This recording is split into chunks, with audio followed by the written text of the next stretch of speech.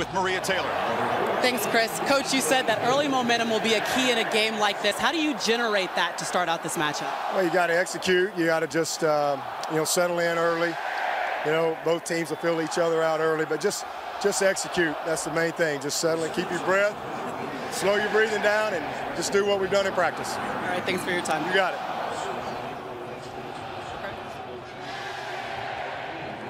Some of those Clemson seniors, 54 wins in their careers, just 3 losses. An SEC crew in charge of this game tonight. Ken Williamson is the referee. Gentlemen, welcome to the 2019 Clayton Station Fiesta Bowl and college football semifinal playoff. My name is Ken Williamson. I'll be the referee today's ball game. Tom Quick, our umpire, will be assisting me during the coin toss. You're the home team today, Ohio State, wearing dark jerseys. Clemson, you'll be wearing white. For the coin toss, we're going to use this Fiesta Bowl commemorative coin. The head side the helmets will represent heads. The logo side will represent tails. You're the visitor. Clemson, you call the toss. What's it going to be? He's calling heads. What is it? That's heads. It means you've won. You may kick, receive, defend, or defer. You want to defer? You want the ball? Which way you want to kick? Okay, put your back around there, please. Clemson has won the toss and will defer their choice of options to the second half. Ohio State has chosen to receive with the first half option.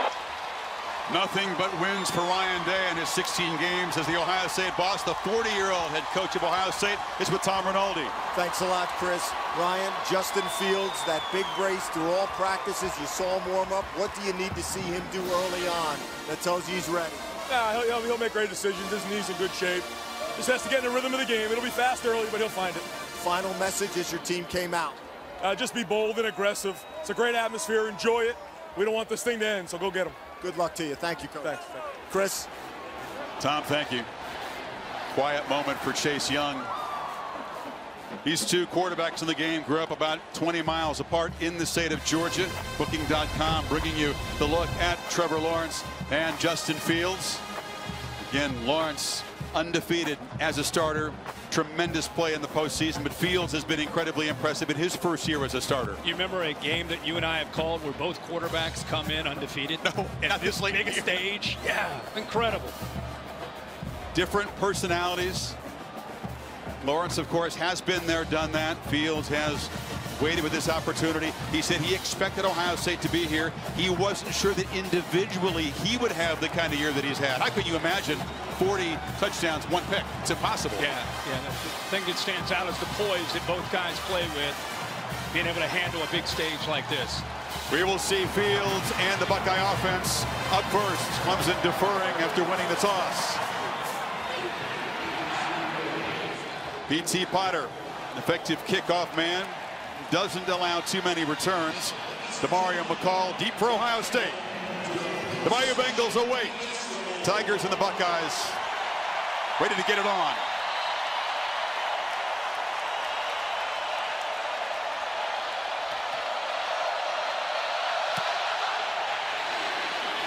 McCall will make a fair catch. And Justin Fields tells you about some of his attributes.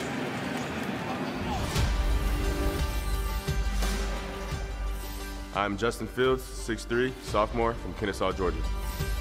I transferred from the University of Georgia. This year for Ohio State, I've thrown 40 touchdown passes with only 1 interception. The stat line is incredible. We'll keep Kirk a very close eye on that left knee and see how involved he'll get in the running game. How much do they trust the knee? Yeah, that and I think trying to just get him to settle into the game early with the play calling by Ryan Day against a very aggressive defense. They're throwing on first down, and K.J. Hill has it.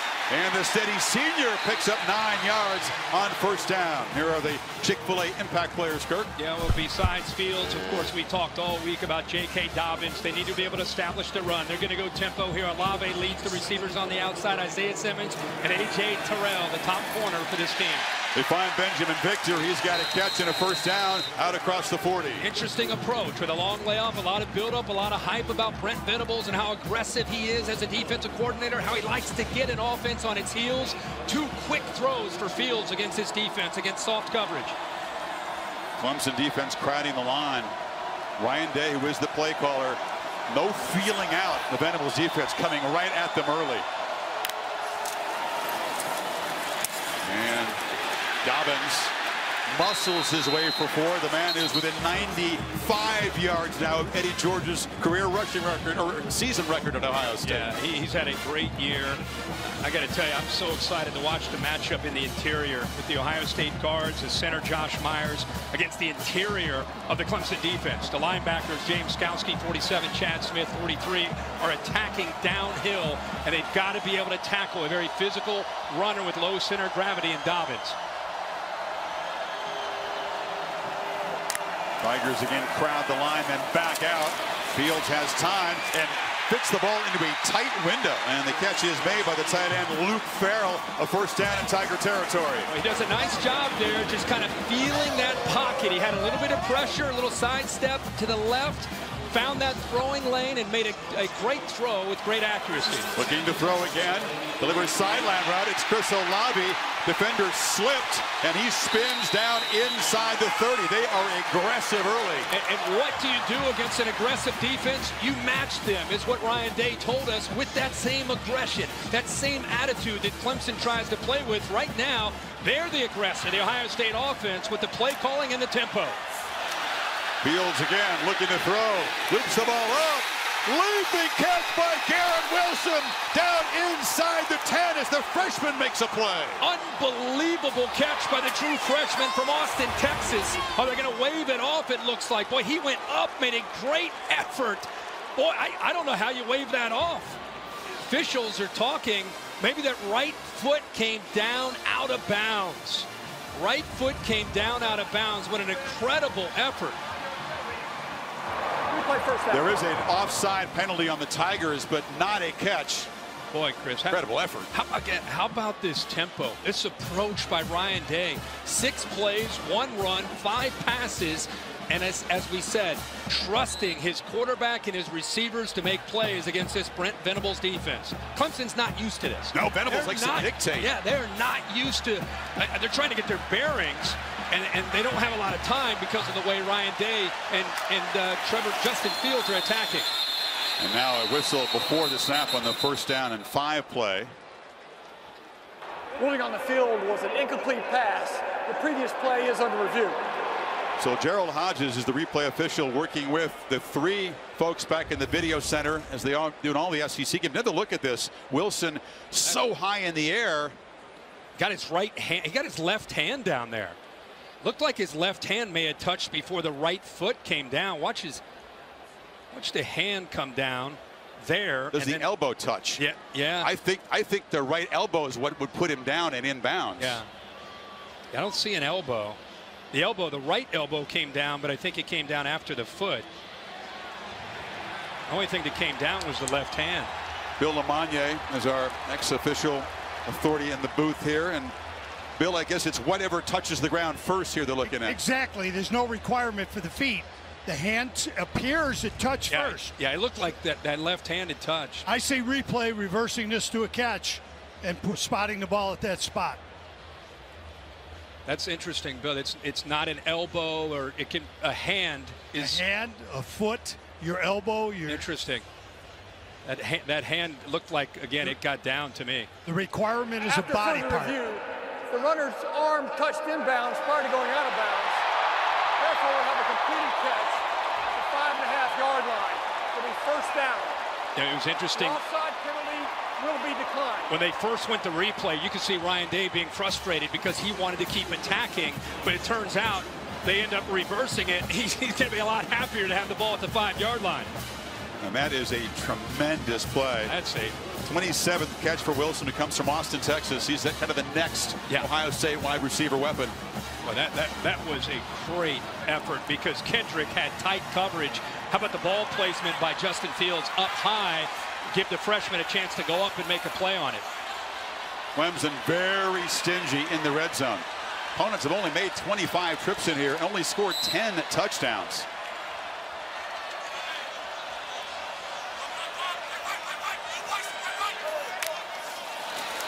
Fields surveys, dumps it down to Dobbins, who makes the catch, but runs out of bounds for a short loss.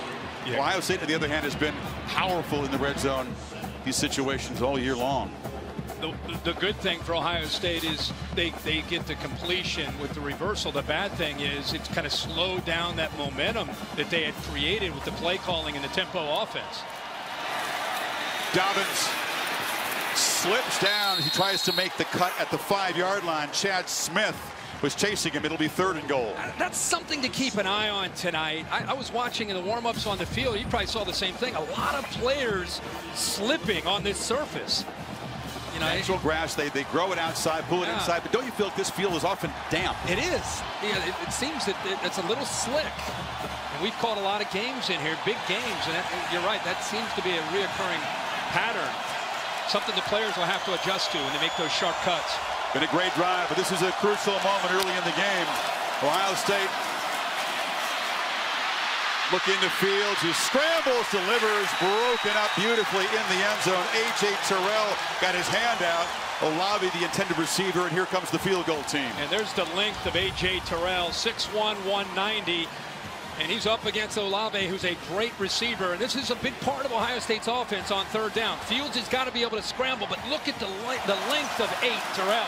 Watch him reach out. Eyes on the quarterback, and then is able at the last second to reach out and knock that ball away. So Blake Hubbell, very reliable kicker for the chip shot. And Ohio State driving at 71 yards in 10 plays, only 2 running plays, but Clemson stout as usual, settling for a chip shot. So Chase Young, our PlayStation Impact player, 87 is a very high number for a defensive player. Did serve the 2-game suspension for an NCAA violation last year, but still had 16.5 sacks, which is the most in Ohio State history, and he is raring to go. Interesting to see how Clemson blocks him.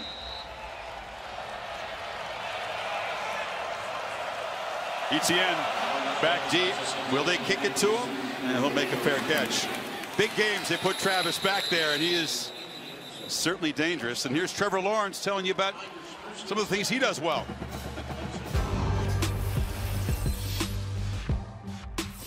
I'm Trevor Lawrence, 6'6" quarterback from Cartersville, Georgia. Last year we won the national championship, and I was the game's MVP. 24-0 record as a starter. 169 pass attempts without an interception coming into this game. I can't believe our guys got him to say a couple comments about himself. He deflects individual attention, likes to talk about the team, but that's a good job. And it's a pitch, and Etienne gets a block on the edge. A hard hit, knocked out of bounds there by Jeff Okudah, but a nice 1st down gain as we check the Chick-fil-A Impact players on this side of the ball. Yeah, much like Ohio State, Clemson, as much as you talk about Lawrence, they've got to get Etienne. T. Higgins will be into the boundary, number 5. Justin Ross will be on the other side. Talked a lot about Chase Young. You just saw Jeff Okudah make a great play against the run, but he's going to have to play great in coverage against the long, tall receivers of Clemson. Etienne got 8 on 1st down. Now they fake it to him, and they find Higgins across the middle, who slips a tackle and makes a gain into Ohio State territory to the 45. But one thing they're going to look at to attack aggressive linebackers coming downhill. When he sees that, they're committed to stopping the run, he's going to throw right behind them in their version of run-pass option.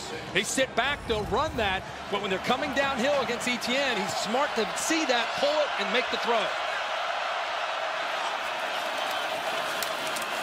Lawrence, a keeper, and he's strung out and spun down. Good job on the containment from Malik Harrison.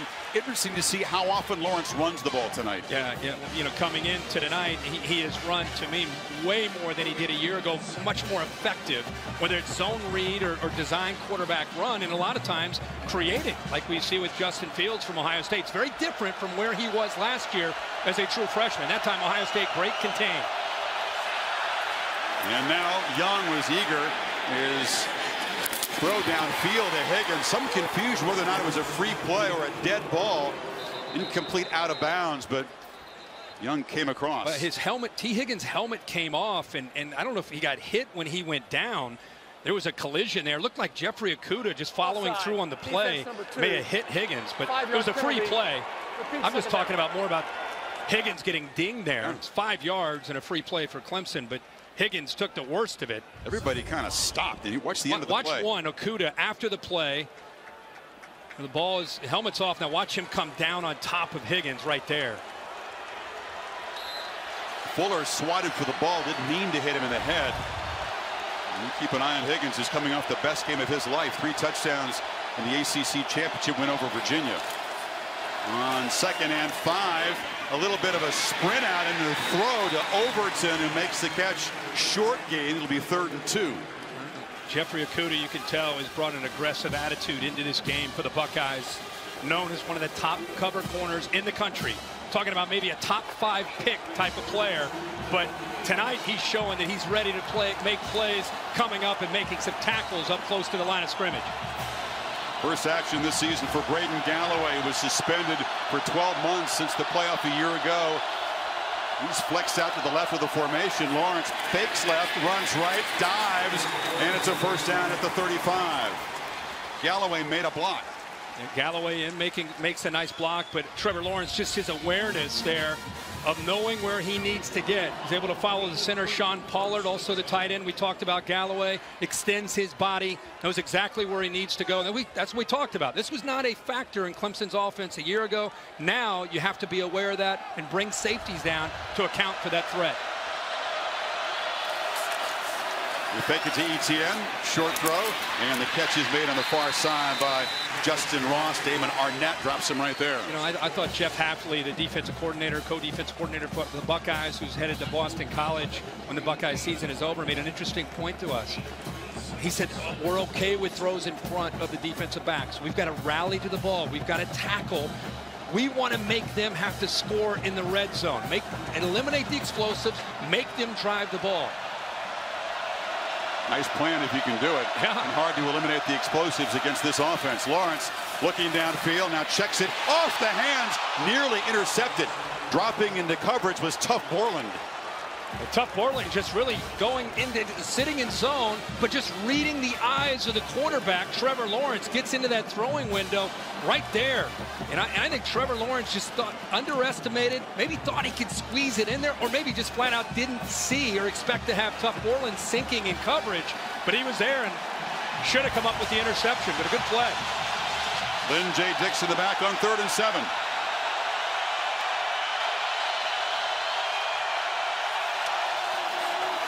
Lawrence has time, delivers low and incomplete. Protection broke down to the last minute. Arnett was in coverage. It's 4th down. Buckeyes get off the field, tighten that coverage up. You can see there's Damon Arnett trying to disrupt that timing, top of the route. Gets a little physical there. And Chase Young, we always want to know what's going to happen with Chase Young on 3rd down. That time Galloway, the tight end, kind of chipped him to help out Ankrum, the tackle on that side, before he released to go out for his route. P.T. Potter, the sophomore kicker, has been solid this year. This is near his career long of 51 from 49. It slid wide right. Ohio State defense gets a stop. Clemson come with 3 of the top 6, and then Lawrence 7, Etienne 9. Certainly Clemson players being snubbed for individual awards was a major motivating force for Dabo Swinney in the run-up to this game. Anything he can use, he'll use. Very few motivate teams better than Dabo has. T. Higgins has not had the helmet on, Kirk, since taking that shot on the sidelines in the last series, so we'll keep a close eye on that. The trainer's talking to him, trying to get a feel for his status and whether or not he's going to be able to come back out there. Kind of a freak accident after that incompletion.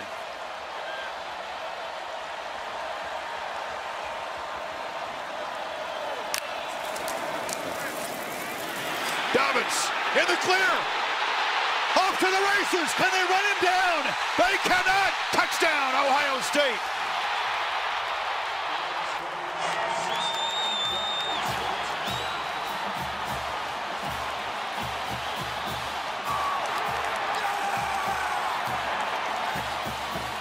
.68-yard lightning strike by the Buckeyes.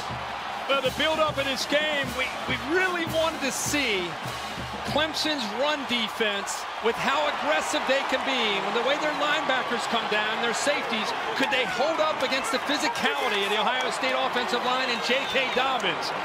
Dobbins, one of his first carries of the night. Zone read on Xavier Thomas. If he stays wide, they're going to hand it off. It's exactly what happens here. Good job by Fields. But look at the left side of that offensive line, led by Munford, pushing and winning the battle at the line of scrimmage. Does a good job of that push, and that kind of frees up Dobbins to be able to make that play. And there's a poor angle by the safety, Kayvon Wallace. And you could see that speed. I mean, Dobbins is a thick, physical runner, but you get him out in the open field like that, he can leave most secondaries. ETN from the 5. Quick burst and then a huge hit. Big collision. Knocked flat right there at the 21-yard line by Justin Hilliard. Boy, a big hit. What did Ryan Day say? The start of this game was so important. Match the energy and the execution of Clemson. Make them feel our strength and our violence. And they are doing so far. 7 minutes, pretty good job of that. As a first-year head coach, that's kind of been his message every week, no matter who the opponent is. And of course, on this big stage, you want to maintain that approach, especially against Clemson. Now Trevor Lawrence back to work down 10 and perhaps without his top receiver T. Higgins. More on that in a second. ETN dances to the hole. Maria on the Tigers sideline. What can you tell us about Higgins' status? Yeah, Chris, we saw T. Higgins going into the tent, and when he came back to the bench, he no longer had his helmet. He looked dejected, and a lot of his teammates were coming over to shake his hand, and then they just took him to the locker room for further evaluation. We're not sure about the diagnosis yet, and we'll get you an update as soon as possible. Well, you hate to see that. Sure do. Just a tremendous season, tremendous momentum off that 3-touchdown game in Charlotte. Empty backfield. Lawrence surveys, scrambles, and fires a bullet, which is incomplete. ETN could not hold it on the sidelines. It'll be 3rd and long. Another look at what happened here. Fuller came across, tried to swat the ball out of Higgins' hand back in the Tigers' first series. He caught the helmet, which came off pretty easily. Yeah, then Okuda would land on the head right. It didn't land on him much. I guess the head hit the ground. It didn't look as severe from that angle, Kirk, as we thought. Yeah, maybe when he hit the ground. Meanwhile, 3rd and 10.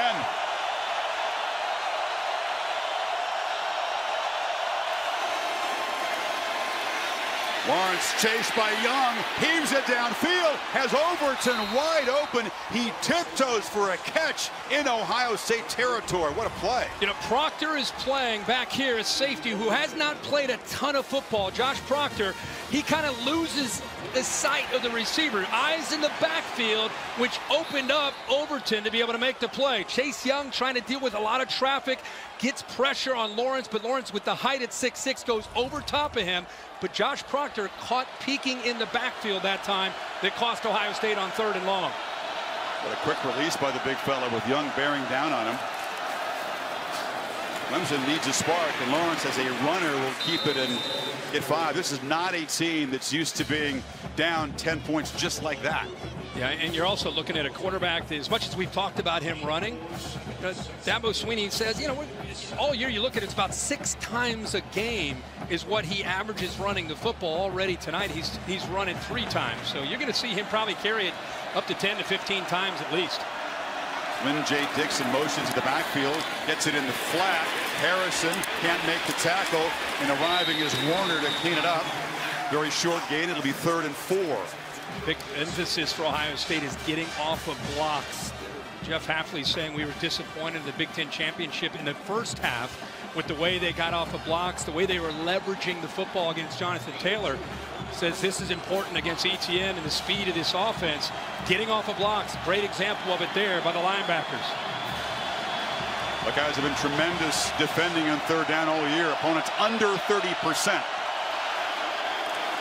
Lawrence, they pick up the blitz, but the ball is batted down at the line of scrimmage. Tyreek Smith got in there. The other defensive end figures to make plays tonight if they pay too much attention to Young. Yeah, John Simpson, the left guard, 74, starts to work to his left to help on Chase Young. Ohio State blitzing Proctor. They get some one-on-one opportunities. And Smith, kind of on a stunt to the inside, has that linked himself at 6'4" to go up. Timed that perfectly to knock that ball away. Ohio State's defense, a strong and determined start against an offense that people thought no one could stop coming in. Wilson, who made the circus catch, back to return the punt of Spires, and it's a high one, and a fair catch made inside the 10 by Wilson. So Ohio State up 10, gets the football back from their own 9 midway first quarter. They have punctuated the championship victory over Oregon. A couple of shutouts in the interim, including a 31-0 loss to Clemson. Here, different looking Ohio State group so far tonight.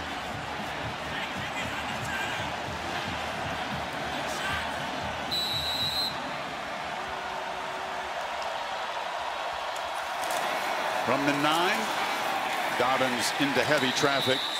Simmons wrapping him up with help from Jordan Williams. At this point in the game, Ohio State up 10-0 and really dominating the line of scrimmage on both sides. Clemson has Ohio State pinned. It's very important this series to try to keep Ohio State pinned, to force them to punt with a 3-and-out. Should give Trevor Lawrence good field position if you're a Clemson Tiger. There's a false start by the Buckeyes. It'll back them up. He pointed out Venables is used to having the answers. He's used to dictating to opponents. False start. Offense number 71. 5-yard penalty. Man who's been a defensive coordinator in 7 national championship games, including 3 at Clemson. Unfamiliar position right now. No, I mean, think about what they've done all year in the ACC. They've allowed 244 yards a game. Ohio State's already sitting at 140 yards. They've played 11 plays into the game. But they have Ohio State pinned here, so see what they do. Fields from the end zone, flips it short. Matt makes a catch, big collision, and he's knocked out. Very short gain. A.J. Terrell showing his physicality off the corner. Yeah, nice job playing some zones, sitting there, keeping their eyes on the quarterback there. And now this is where Venables usually makes a living, on 3rd down and long. It'd be interesting by Ryan Day to see what he does. 3rd and long inside his own 5-yard line. Probably in a conservative approach, you would think. But the way he's been calling plays, you never know.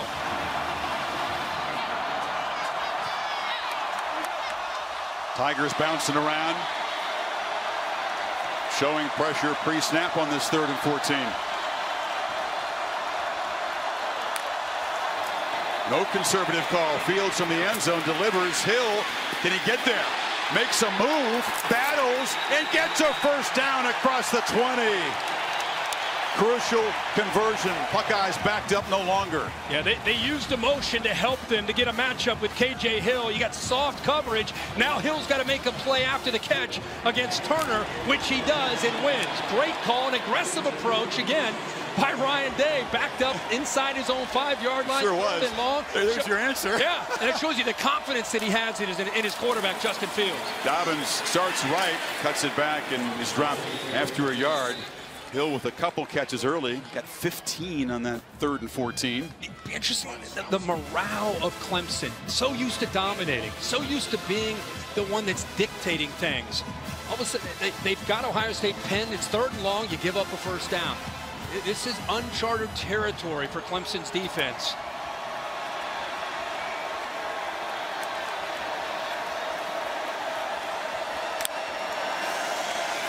Fields has protection, almost intercepted.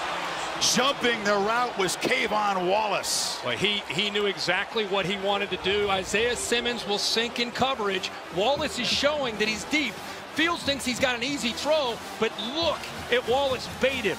Simmons sinks, he knows it's coming out quickly. He jumps it, just unable to hold on to that football. Each defense missing a great chance for an interception. That could have been a potential pick 6. 3rd and long again. They need 9. Fields is pressured and fighting for his life, and he'll be wrestled down by Skalski. Justin Foster got there first. It's 4th down. Well, where will they come from on 3rd down and long? And in this case, they come from everywhere. They've got backers. They've got a safety up tight. You're trying to figure this out with pass pro. You're maxing it because you got the back there. But the speed, the relentless approach there by Foster, he's able to get around Brandon Bowen and win that time on 3rd down and long to get the ball back to the Tigers. So Clemson's defense playing with more urgency, more energy, and they force the punt from Drew Chrisman.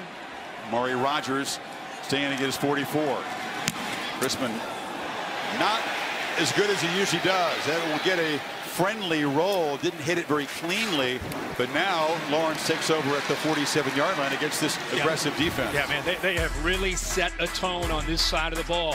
They've been challenged by Jeff Hafley and Greg Madison. Look at the physicality. Boom, Malik Harrison right there on that last drive. And then Josh Proctor on a blitz. He didn't get to Lawrence, but look at the message he's sending. Bang! Trying to pick up a back that time, and Dixon trying to pick up pass pro. Proctor runs right through him. So the first couple series, Ohio State not only holding up, but sending a message and playing with that violence and physicality that you talked about from Ryan Day. And a misfire on the right side of the offensive line by the Tigers. Hafley will be headed to Boston College at the end of the season, the new head coach for the Eagles. False start, offense number 73. 5-yard penalty. It remains All-ACC tackle Ankrum didn't miss a single practice, though, in preparation for this while he was trying to put together a staff and some recruits for BC. And think about it, you have the early signing period. You're trying to have trying to hire a staff. You've got some of the old staff still there trying to help you out. I mean, there are a lot of coaches that go through that, and Jeff Hafley, meanwhile, still coaching. He's got a playoff and possibly a national championship if they win tonight. 1st and 15, play action. Lawrence zips it a slant. And Ross goes down, makes the catch in Ohio State territory. And with T. Higgins down, more the onus falls on to 8, who was the hero last year in the national championship against Nick Saban and the Alabama defense. They will move him around even more now. He's usually to the field up here, but now they've got him down here into the boundary where T. Higgins normally would be. Joseph Ngata, number 10, the true freshman from California, will also have to step up and help fill that role. ETN runs straight into traffic. Warner stopped him. He will be a couple yards short on 3rd down now. So you're watching this game and you're thinking, what can Clemson do to kind of get their rhythm going? And I still think they've got to get that passing game. Their receivers are not winning on the edge. Okudah and Arnett and also all these guys, you're seeing them hold up and do a good job. Even Sean Wade in the slot. They're not getting separation, making it very tough on Trevor Lawrence in the pass game. Ross is over there on the left, single coverage against Arnett. And Fields swarmed under. Lawrence is going to be sacked by Robert Landers, the big junkyard dog, and Tyler Friday as well. Ohio State swarms him again. Watch how long this play takes to develop off to the right. I mean, watch these receivers and watch how quick the Ohio State pass rush gets in there. They're still running their routes, and Trevor Lawrence is taking an onslaught of defenders led by Sanders. The interior quickness, and then you can see the outside pressures able to get there with Friday and Harrison. The attention justifiably on Chase Young, but there's a whole bunch of dudes in Ohio State that can rush the passer, especially if you pay a lot of attention to number 2. Spires' punt will bounce into the end zone. What a start for this Ohio State defense. Hope you'll join us on New Year's Day. We'll travel from Glendale to Pasadena for the Rose Bowl, presented by Northwestern Mutual, Ducks and the Badgers, followed in prime time by the All-State Sugar Bowl, Georgia and Baylor. Thrilled to be able to head to Pasadena. Very intriguing matchup there. Many feel that Oregon, had they not lost in this area, Arizona State would have been the 4th playoff team, and wonder how they would have fared against LSU today. We'll never know. We'll never know. And I called that game in Tempe that night, and definitely cost the Ducks after the way they played against Utah. I think if they win at Arizona State the way they played in the Pac-12 championship, they would have been the 4th team. Fields rolls out, delivers a low bounced throw. He was chased by Simmons. This Clemson defense, they don't know anything other than to continue to attack. Down 10-0, 49 seconds left in the first quarter. That's just Brent Venables' style. That's what he believes in. Doing a good job of mixing up their looks. They will live by the sword and die by the sword with their approach.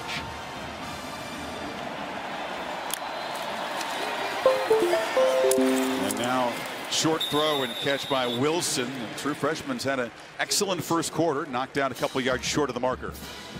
Nice quick throw. Ryan Day, I think, doing a good job with Fields, putting him in a position to have success throwing the football, making the reads comfortable. He's 9 of 12 so far. 3rd and 2 play. They do the false clout, then take a look at the sidelines, and here's the chess match. Ryan Day and Brent Venables both adjusting late. Isaiah Simmons moving around here. They're expecting an interior run. Instead, it's Dobbins around the corner and into the secondary. Off and running again. Dobbins finally tripped up inside the 10 by Tanner Muse, but the Buckeyes threatening. I showed you Isaiah Simmons, and Brandon Bowen, the right tackle, felt that, and he does a nice job of kicking out on Simmons, and that's exactly where J.K. Dobbins ended up finding that crease in the defense. Again, if you've not seen Dobbins play a lot, he looks like a bowling ball, but he has tremendous breakaway speed, and he's especially fired up tonight with all the hype about Travis Etienne on the other side. The bowling ball is rolling downhill fast tonight. A 68-yard touchdown, a 64-yard run, end of one. And a young man who was very committed in the offseason with his diet and his exercise. He said last year was a failure as a season as a sophomore. He's very motivated coming into this year. Went from 12% body fat to 9%, but got stronger. And you can see how it's paid off for him in the way he's running. Ate a lot of bad tasting food, he said. A lot of lettuce and beans, but hey, it worked. Yeah, it was basically like eating grass for 3 months. First and goal, beginning quarter number 2. Fields from the pocket, harassed as he throws, tried to get it to Hill, and it was broken up by Wallace. They're getting pressure, and a very dangerous throw there. Foster coming from his right, gets around Bowen again, does a good job with his hands, gets his hands on the jersey, but Fields is a big, strong guy, able to sit in there, get enough on that ball. Hill's almost able to come up with it, but good tight coverage by the Tigers. Ryan Day, what an impressive approach in this first half as a play caller.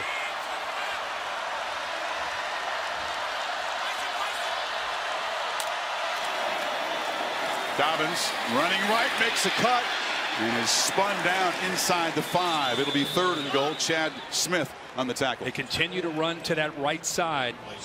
And the interior of the Ohio State offensive line is the strength, with Jonah Jackson, the transfer from Rutgers, at the left guard. Josh Myers, the leader in the middle, 71, and then the right guard, Wyatt Davis. But they've been running behind Davis, 52, and also 76 Bowen very successfully, really controlling the line of scrimmage.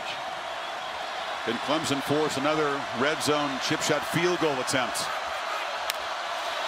Crowd the line, try to come after Fields, but he loops a throw, diving catch, touchdown, Dobbins! And the Buckeyes are flexing and stretching the lead.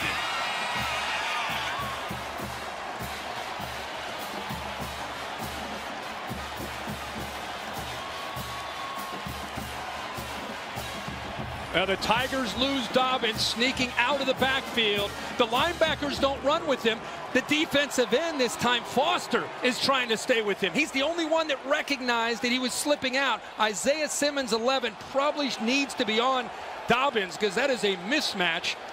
And they might take a peek at that before they kick this extra point. He reaches out, lays out, but let's watch the ball to see where that football hits. Yeah, definitely going to take a peek at it. The AT&T pylon cam will show it to you, and we'll bring in Bill Lamagna. Control of the ball there. Does he have it when he crosses the playing Bill, in your view? Part of his responsibility is to maintain control of that ball if he's going directly to the ground. When he hits the ground, that ball turns in his hand. This is an incomplete pass. I agree. Finish the process of the catch, and he does not do that. Control, inbound status, be able to do a football move, which he did not do because he lost the ball. The ball came into just one of his hands as it hit the ground, so it was difficult for him to control it. Remember, if the ruling is incomplete, it's going to be 4th down and a short field goal attempt. So a big swing here. Again, it's Gerald Hodges and the 3 folks in the replay center at SEC headquarters, just as they do in the regular games, making the judgment here. After further review, the pass was incomplete. Therefore, it's 4th down and goal at the 5-yard line. Significant reversal in the right call by the replay booth at this stage of the game. 17-0 with the way Ohio State's controlling both sides of the ball. First, a field goal attempt here to go up 13. Very, very different for Clemson. Buckeyes only kicked 5 field goals out of the red zone all season long. They scored touchdowns 59 times, but this will be the 2nd time tonight they've gotten close and had to settle for 3. 75-yard drive and joint pay-per-view collaboration between Fox Sports and ESPN. Earlier he was with Tom Rinaldi on game day. Yeah. He's a large human, by the way. He is a big man. I can't 6'9". wait to watch that one. Yeah, be fun. I'll meet you there. Yes, sir.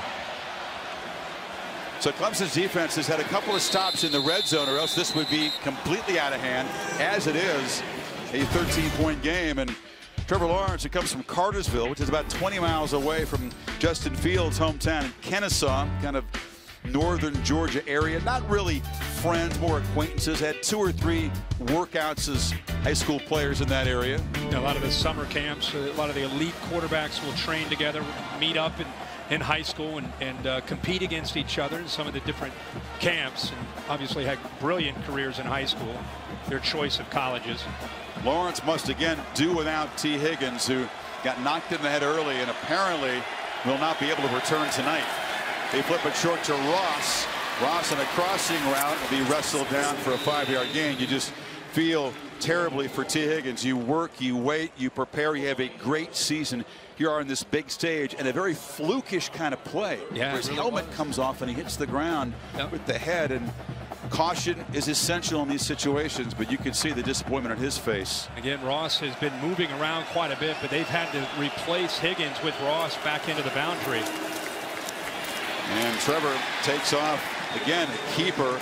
Only about a 2-yard gain. Zach Harrison delivered a blow. It'll be 3rd and short. You know, you're undefeated as a starting quarterback. Your team's down by 13. You can't get the rhythm going. This is where Trevor Lawrence has to start to really assert himself as a leader. Decision making, running the ball, throwing the ball, really try to take control and get his team to believe that they can get something going against this athletic and very aggressive Ohio State defense. 2 tight end look on 3rd and 2. And Etienne works hard. He's not going to get there. He's stopped short of the first down. Pete Werner came around the edge and stopped him. That's exactly right. He's reading Harrison on the outside on his own read, but Werner right here is able to knife through that defense. Good job of showing how tough he can be, getting off the block by the potential tight end there, Davis Allen, and coming up on 3rd and short, keeping him short of that first down. Dabo Swinney doesn't want to, but doesn't feel like gambling here on 3rd and less than a yard. So Spires is out. Clemson back-to-back 3-and-outs. Does it cross his mind to fake it to try to spark his team? It's what Ryan Day had to do when they were down against Wisconsin.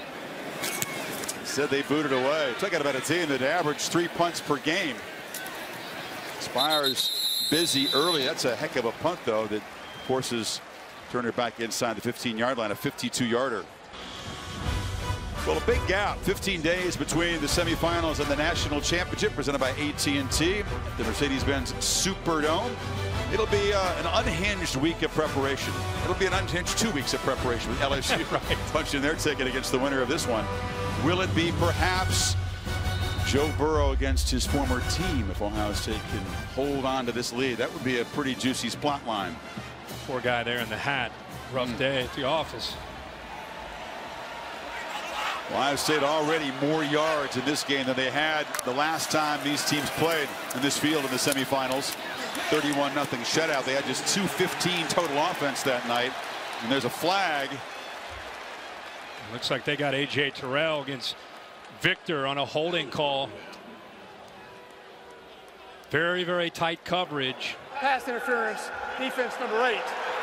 The penalty will place the ball at the spot of the foul and includes an automatic first down. Up at the top of your screen on that quick slant, you see him grab with the right hand, grabbed onto the jersey. That's what the official saw.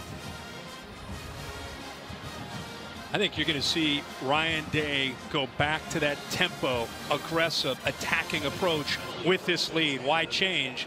But I think you're really going to start to see more tempo, more kind of that first drive that they had. Master Teague, redshirt freshman from Tennessee, spells Dobbins, but it's a keeper for Fields, is wrestled down for a loss by Logan Rudolph. Yeah, they've been throwing to set up the run.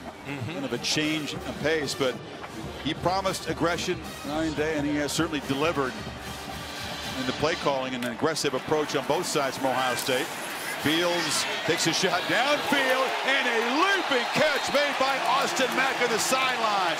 Went up over the excellent corner Terrell. Boy, tight coverage by Terrell, but again, another receiver making a big-time play in Austin Mack, who's had a really great last 2 or 3 games with this Buckeye offense. What a block by Master Teague. Clemson brought a blitz. Boy, that is tight coverage by Terrell. Good location, the ball up high where Mack can climb the ladder and make the play at 6'2". Not easy to beat Terrell. He got 24 yards that time, and now Fields keeps it and gains 3. Terrell's saying, I did everything that you coached me to do. I mean, that was tight coverage, in phase, hand up high, ball misses his finger by maybe an inch or 2, and Mack has that concentration there for the big play. It was Terrell who had the pick 6 early against Tua last year. The Clemson defense setting the tone, dictating in that championship game. The opposite has happened so far tonight. On second down, a throw and a catch short of the first down is Jeremy Ruckert. It'll be 3rd and short. The tight end that made the catch that really ignited Ohio State's comeback against Wisconsin in the Big Ten championship game. You and I think a lot of viewers who are familiar with Clemson's defense with Brent Venables are thinking and saying the same thing, as far as we're used to seeing them dictate things. And because of the way Ohio State's been calling plays, look at that. Wow, a sneaky sneak.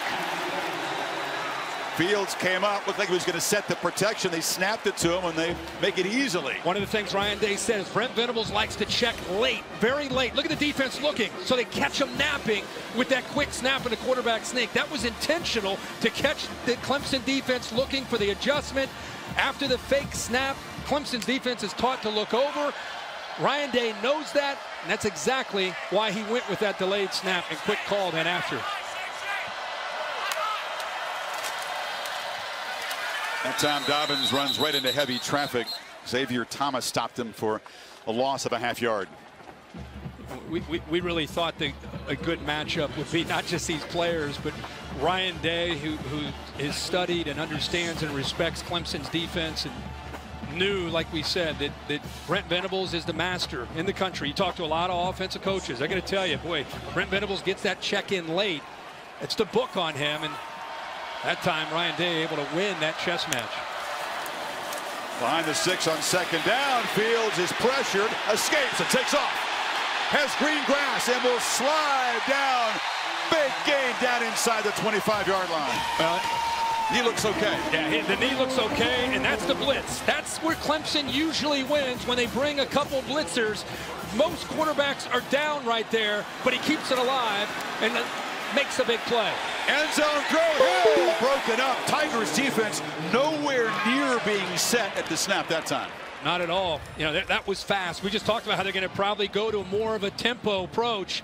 Ball is perfectly thrown. Boy, Justin Fields is on tonight, putting the ball right where it needs to be. Surprised at KJ Hill. Tight coverage there by Kendrick, but Hill has made some big plays throughout his career, and especially this year, unable to hold on to that ball. Kendrick got there just in time to influence him, but KJ would tell you he should have made that catch.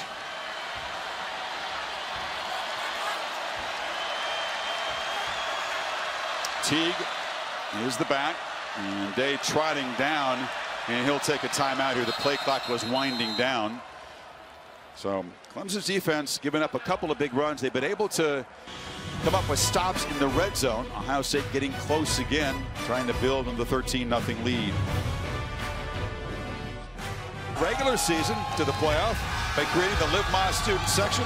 Taco Bell has provided tickets for students from schools participating in both Fiesta Bowl and National Championship games, so the most passionate fans can cheer on their teams. And the Buckeye faithful, a lot more to cheer about. Once again threatening. 281 yards of offense for Ohio State against a defense that gives up 245 per game, but hadn't really faced an elite quarterback or an elite running back so far this season. They are facing both tonight.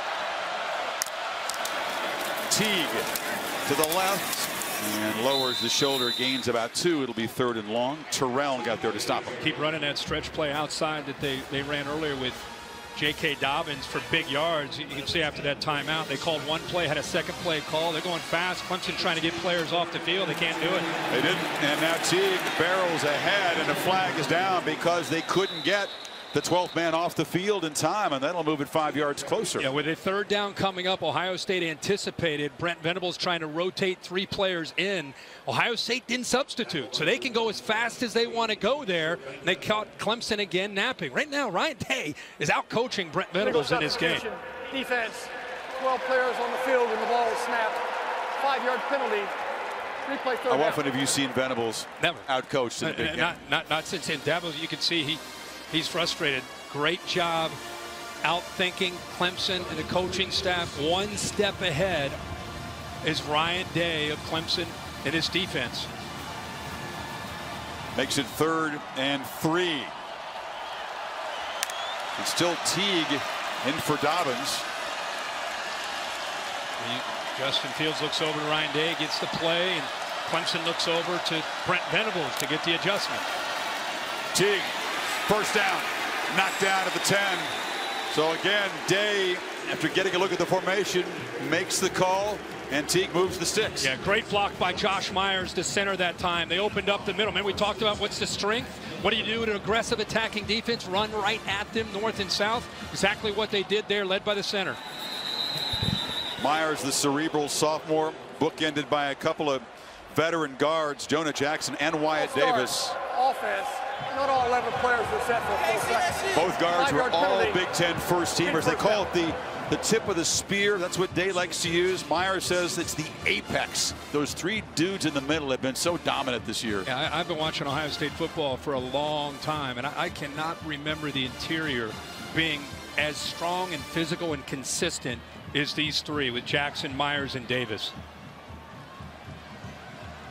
Myers and Davis, again, sophomores. Jackson, the grad transfer from Rutgers, who came in and was such a leader, named a captain here. So 1st and 15 after the penalty. Fields from the pocket has good protection, looking end zone, loves it for Mack. Did he get it? No. Out of bounds. Again, Fields is just feeling it. He's trusting his arm and putting the ball in tight spaces, Kirk. Yeah, Skowski dropped back to the middle. You call Tampa 2. They have 2 safeties that are deep, trying to cover half the field. They run that middle linebacker, 47. He's in position, just can't go up and make a play. Great concentration again by 11 Mack. I'm just unable to get his left foot down. And a good call by the official. Dobbins is well rested, returns to the game on 2nd and 15. Tigers bring pressure. It's a screen. Dobbins bobbled it, had a blocker and plenty of yards in front of him, couldn't come up with it. Wow. He had a convoy in front of him. The 3 guys we just talked about. If he holds on to that, you have Jackson, Myers, and Davis out in front of him. You see his head turn around. He starts to run with the ball before he's able to hold on to it. Ryan Day, he's sitting there saying, we got him. Touchdown. And Dobbins, who's had a big night so far, just unable to secure it. Again, it was the perfect call against the blitz, and Dobbins had a couple of balls he couldn't control that could have been touchdowns tonight. The first one for sure would have been. So 3rd and 15.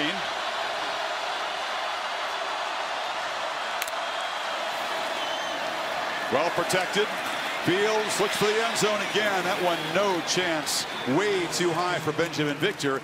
And for the 3rd time tonight, the Buckeyes will stall in the red zone and have to try a field goal. Yeah, and kind of a delayed route there. Victor trying to catch Terrell napping. You're not going to do that. That's good coverage, good discipline. Terrell in perfect position there. And you're right, Chris, 3 times Clemson's defense, which has been a strength of theirs in a red zone, kind of bows up there to force these field goals. The only thing keeping Clemson in the game have been these stops in the red zone. Bill tries to make it 3 for 3. This from 33, dead center. And the kick is perfect. Another long march for the Buckeyes. 14 Pac-12 champions against the runners-up in the Big Ten, Wisconsin, followed by the All-State Sugar Bowl, Georgia and Baylor. Ohio State, complete dominance. The only thing that you'd be concerned if you're an Ohio State fan is the lead is not bigger because of the 3 red zone field goals. But the defense has been aggressive, hard-hitting, And without Higgins in the game, you get Clemson searching for answers against these guys. Jeff Hafley's whole approach in this game is keep everything in front. Do not give up big plays. And when they catch the ball in front of you, make tackles. Don't give up yards after the reception. A lot of zone. Eyes on the ball. Eyes on that quarterback, whether it's the run or the pass. That time, Tough Borling sinks in coverage, reads the quarterback's eyes. And this has been incredible all night. The way they're getting off of blocks, playing downhill, playing with an aggressive, violent mindset. Clemson, ETN. Only 16 yards rushing tonight, and ETN 13 yards. The fake it to ETN, and Lawrence miscommunication. Ross wasn't on the same page, and Chase Young knocked the quarterback down. Maria? Yeah, guys, Justin Ross on the sideline receiving some treatment at the base of his neck. Looked like he's struggling with movement right now, so that could be two receivers dealing with injuries, obviously with T. Higgins out. Yeah, Maria, that is tough for this offense, but even tougher is the offensive line trying to deal with Chase Young and this aggressive defense. ETN on the pitch. Quick burst. Ohio State picking up where they left off in the second half against Wisconsin, the Big Ten championship. In the first half, Taylor ran wild on him, had 135-yard rushing at halftime, and then they dialed it up, and it looked a lot like this bunch from the start. That's the way they really played all year. It's with the exception of the first half against Wisconsin and Taylor. Another third down here for Lawrence. Remember, quarterback run, always a factor on 3rd and short with a 6'6" quarterback who's athletic.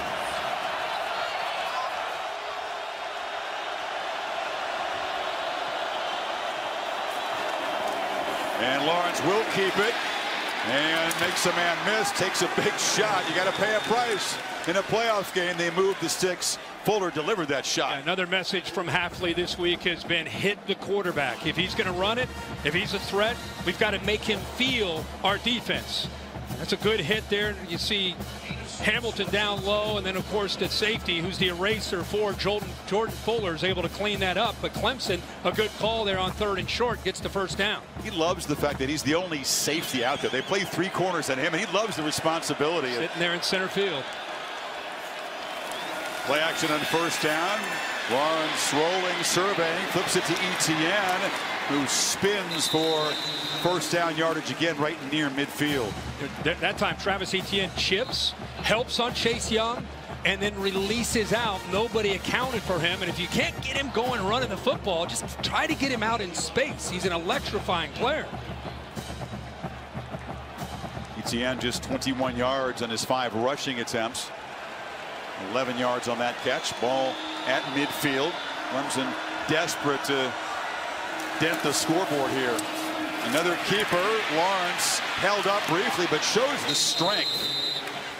Long strider, but fought off a tackle, picked up 5. This is one of the answers against Chase Young. We just showed you where he is, zone read, just reading him. Where does he go? And Lawrence feels he can get around him, which he's able to do. Warner's in there tight to try to slow him down, but Trevor Lawrence, again, running the football quite a bit tonight to give him that extra number for the defense to account for. He's run it 7 times. Dixon is the back, but Lawrence wanted to flip it to him. Well covered. Nobody open there. Tyler Friday with the pressure. Yeah, I think Clemson tipped their hand there a little bit too early. Shaun Wade felt that. He locked up Dixon as he snuck out of the backfield after that fake. Trevor Lawrence had nowhere to go with that football. All he could do really is throw it away. I wonder if Dabo's thinking 2 plays to get the 5 yards here. 5 minutes to go in the half.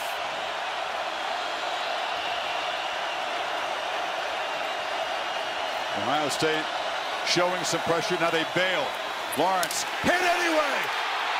Shaun Wade off the corner, and Lawrence is still down. Took a hard hit. Shaun Wade came from his star position over the slot on the left-hand side. Nobody picks him up. Chris, that's what you said. On that fake count, Wade showed blitz, but they did not. They still didn't pick him up. And Lawrence, I mean, Wade's going full speed into Trevor Lawrence there on that sack. And then Chase Young got there late and grabbed the quarterback around the neck. He was twisted in an awkward position and is still down. It is the 53rd sack of the season for Ohio State. They're going to review this to see if perhaps targeting came into play. Let's look at it in real time. And Wade, this is a physical play by a quarterback. Boom. That is a big hit. So I think they're checking to see targeting on the hit by Shaun Wade there. His mother Amanda, and you saw a quick look, and that's great news as he gets up and trots off. Now we'll see what the folks at the replay center, the SEC, in combination with Gerald Hodges, have to say as we take another look at this hit. Yeah, I think they're taking a look not at Chase Young, but that hit right there from Wade, obviously. Bill LeMonnier, our rules expert. Bill, what is your assessment of Wade's collision? There's a part of me that doesn't like it. He's in a wrap-up, but at the same time, he came in and he dipped his helmet. And that's the one with a quarterback there with the ball. After further review, number 24 of the defense is charged with targeting. The penalty is 15 yards to the previous spot and includes an automatic first down. By rule, number 24 is disqualified for the remainder of the contest. So Shaun Wade is out for the remainder of the game. He would be eligible to play in the championship game if they get there, but the penalty will move the football into Buckeye territory. This is really significant. You're talking about a player that has first-round ability. He's playing over the slot. You know, they didn't have him in the Michigan game, and they toyed around with moving Damon Arnett. I brought that up to Jeff Hafley. He said that was a mistake. If it happens again where Wade can't play, we're going to keep Arnett on the outside, and we'll bring in different players to be able to play over that slot. Right now, Amir Reep has checked into the game in that position for Wade. And Chase Bryce has checked in. Lawrence not in the game after that hit as they evaluate him. So the backup, who is a solid player and has been a hero, big part of keeping this winning streak alive. The heroics against Syracuse last year, hands it off to Etienne, who will lose a yard. So already T. Higgins knocked out of the game. Maria reporting that Justin Ross has gotten treatment. And finally, Lawrence comes. A bit of good news as Lawrence is back in there. Yeah, but the theme continues with the line of scrimmage. Robert Sanders, they're rotating bodies, but man, Chris, getting in low and quick, winning, getting just off the ball. Who's getting off the ball faster and lower and more aggression? Right now it's Ohio State. Another good play there by Landers. Certainly great news that Lawrence is able to return. Looking to throw here on second down. Lost it downfield for Ross, who can't come up with it. And now a flag, two of them down. It was Amir Reep in for Wade and Fuller defending that time. They went right after Reep, who was in against one of the best receivers that Clemson has, especially with T. Higgins down. He's grabbing onto him the entire time. He's running about 10 or 15 yards downfield. Defense number 10. 15-yard penalty from the previous spot. Automatic first down. So it's guys like Reep, Severn Banks, Cameron Brown who also have to step up and collaborate to help out with Wade out now. Yeah, and a good call by Tony Elliott and Jeff Scott, the co-offensive coordinators. They recognize that Wade's out. Go right after a guy who hadn't been in the game at all. And it's an easy call there for the officials. He's grabbing onto him the entire time he's running that route. So first down at the 16.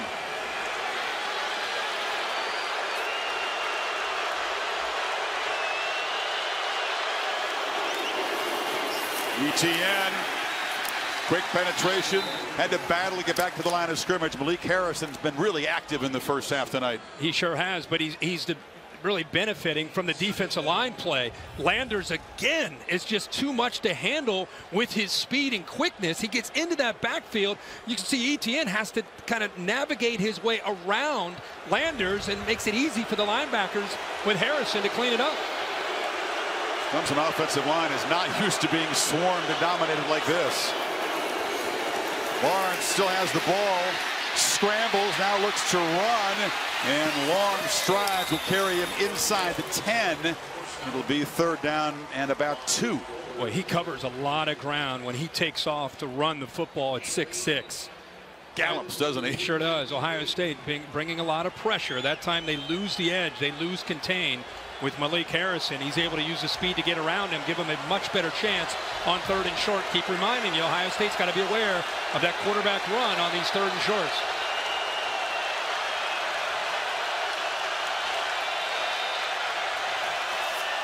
Pitch to Etienne. Can he get the edge? No, he's turned back, but does well and scores standing up. That was all Travis Etienne on his own, and the Tigers finally on the board. Great point about that being all Travis Etienne. It's a good read. He pitches it out, but look at Fuller not give up on the play. But the rest of the Ohio State defense is running, expecting him near the boundary, puts his foot in the ground, deals with Fuller, and then cuts back against the rest of the aggressive Ohio State defense and into the end zone for the touchdown. They beat a very good safety in Fuller and then just ran through about 5 scarlet jerseys. Etienne finally gets Clemson on the board. 2:45 before halftime, and it's 16-7. As Travis Etienne's 18th rushing touchdown of the season. Penalties aiding the drive big time. Prolong the drive. Pass interference by Reed. So the 75-yard, 10-play drive has cut the Ohio State lead to 9. Another look at this drive. They desperately needed it, but the over-aggression on the blitz here, the helmet-to-helmet shot, boom, right there. Lawrence, wrapped up by Young, was able to come back in the game after missing 1 play. And here on the scramble, picks up part of it. Yep, picks up some big yards to give him a chance right here on 3rd down. And you can see again the speed and the instincts. And you need a big play, down big. It's when your playmakers and leaders got to step up. And that time both Trevor Lawrence and Travis Etienne were able to do that. Defense kind of relaxed, thinking that Fuller was going to grab him, and he didn't. And now Dobbins has had 2 long runs and has become the Ohio State single-season rushing leader in this first half. Is dropped by Skalski and Wallace for a loss. I'm sure Brent Venables challenged his team after getting that touchdown, try to create a little bit of momentum. 16-7 here. His defense has kept them in this game. I mean, the Buckeyes have moved the ball, but they've not been able to get the ball into the end zone when they've been in the red zone so far. 0 for 3 inside that 20-yard line for touchdowns. Coming into a key part of the game on something that Dabo Swinney emphasized. He's not the first coach to do so, but you talk about the middle 8 of the game, the last 4 minutes of the first half, the first 4 minutes of the second half, and Clemson loves to be able to control that part of the game. When they win the scoring battle in that middle 8, they're 45-1, so they're trying to obviously call timeouts, get the ball back. They'll get it to start the second half as well. Yeah, and I think that's the thing that the Clemson staff, led by Dabo Swinney, they got to be thinking about is they get a touchdown. Now you got Ohio State, you know, in a position where Ryan Day's been aggressive all night. They're thinking about the stop, try to get another, at least maybe a field goal, and then they get the ball to start the second half. So these are big minutes at 2:38 to go here in this first half. Suddenly there's some energy on the Tigers sideline. They're jumping around, waving the towels. Their crowd, after a subdued first half, up and involved. Fields looking to throw on 2nd and 10. Backpedals, has space, and now delivers on the sideline. And the catch is made by Wilson. The freshman's been a big part of the attack so far. He's a couple yards short of the marker. They rushed 3 that time, just relying on good coverage. They had 3 deep and 5 under, but Fields, because he's athletic enough to keep the play alive, eventually finds Wilson for positive yards. And now Dobbins hit in the backfield and dropped. They can't convert on 3rd and 2. The Tigers, freshman Tyler Davis got there to stop him. Good job by Tyler Davis, but James Skalski also walks up into the line of scrimmage. Does a good job right here affecting the play, but watch Tyler Davis right there at the nose spot, able to get through there and benefit, because you saw the center, 71 Myers, he had to come and account for that linebacker, which freed up the freshman Davis to make that play. Skalski right on top of him, and Dobbins remains down on the field. JK looking at that foot and ankle area. 68-yard touchdown at a 64-yarder to set up a field goal. Well, Tyler Davis, when he got into the backfield, he wrapped around the leg and eventually the foot. Right there, he's holding on to him and allows the rest of the defense to get in there. But the ankle's not, it's kind of held solid there by Davis. Dobbins up now, which is good news. We'll try it off. Tigers defense forcing a 3-and-out for the first time tonight. So all of a sudden the tone has changed here in Glendale. And Clemson with 2:05 to work with. They did spend 2 timeouts, but still should have plenty of time for Lawrence to operate the 2-minute drill.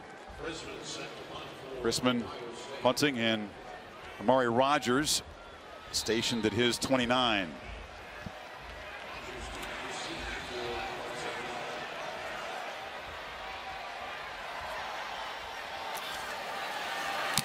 Clemson peels back. It's a line drive kick, and Rogers retreats to the 15.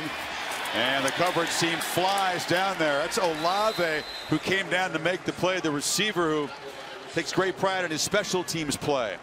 Well, the build-up to this game was really historic. First 13-0 teams to ever meet. Clemson having not lost since the end of the 17 season. Ohio State having not lost since Purdue game middle of last year. Does remind you of that setup in the Rose Bowl. Two long winning streaks collided. The star power in that Texas win over USC with Leinart, Bush, and Young, and all the star power on both sides of this game coming in. The winners of 28 in a row are not about to fold their tents.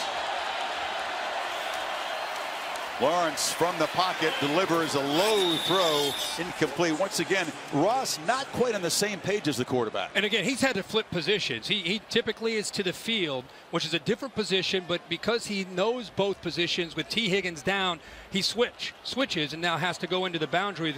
You have 14 who's able to go out to the field there, and Overton. Remember, Ream is in for Sean Wade. It's a matchup that I know Clemson's going to want to try to revisit. Lawrence gets it away just in time, but throws it up for grabs, and it's broken up by Damon Arnett. Again, they deliver a shot to the quarterback. Yeah, and this is what, you know, quarterbacks want to get the ball up high to their taller receivers. And Ross is 6'4", and I wondered how these corners would hold up against the length. Look at Arnett, gets his head turned around, able to go up, high point the ball, and knock that away. No sacks for Chase Young, but he certainly affected the play. And his pressure creates a 3rd and 10.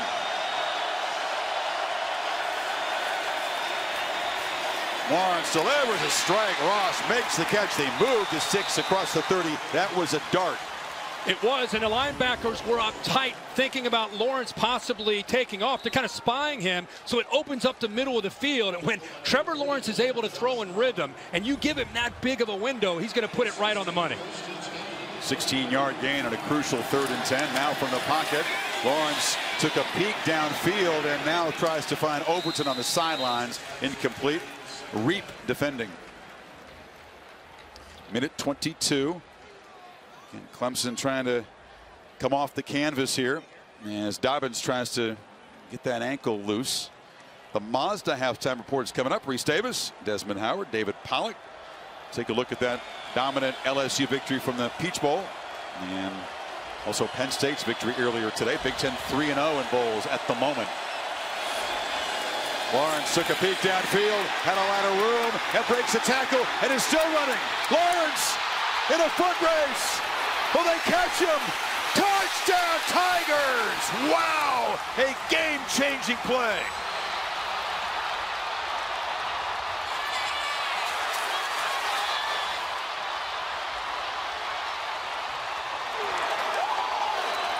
"67 yards. Proctor had a chance to stop him, but the big fella got out and galloped all the way home. What a call by Clemson. Again, utilizing the legs of Trevor Lawrence in that backfield. You expect Etienne to be carrying the ball tonight. Instead, it's Lawrence following the block of the left guard, John Simpson, and it opened up.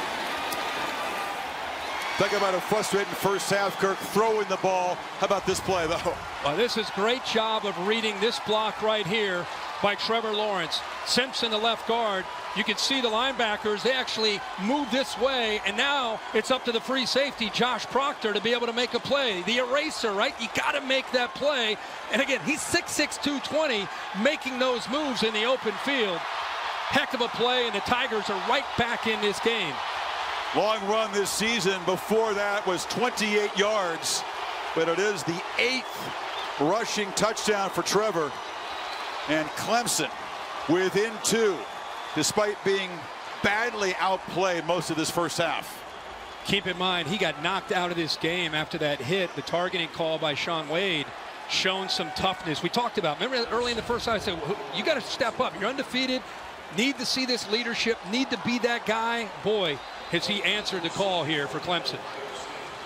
And perhaps Wade's targeting play. The helmet-to-helmet hit on Lawrence will be the pivotal moment tonight. Certainly change momentum. This is the play. Okay, this is 4th down. This is a gutsy play here, and an unbelievable call to be able to recognize that they had the numbers right. You have to be able to account for that quarterback. Ohio State's defense is built to stop the run. And Clemson knew coming into tonight, Trevor Lawrence would have to be involved in this running game, and he most certainly has up to this point, 9 times and 89 yards. Now the Tiger bench really up, jumping around, the crowd making noise. Momentum has been seized. And the folks in orange and white, Teague spun down, and now it's just Ohio State trying to get to the locker room with the lead. And Dabo Swinney sprinting down and call another timeout. You talked about the final few minutes of the first half and the beginning of the second half, and Dabo Swinney getting his team to really respond here at the end. Got to give his defense and Brent Venables a lot of credit, because this game was lopsided. It was going in a very bad direction for the Tigers, but Ohio State had 3 drives inside the 16-yard line and came away with 3 field goals.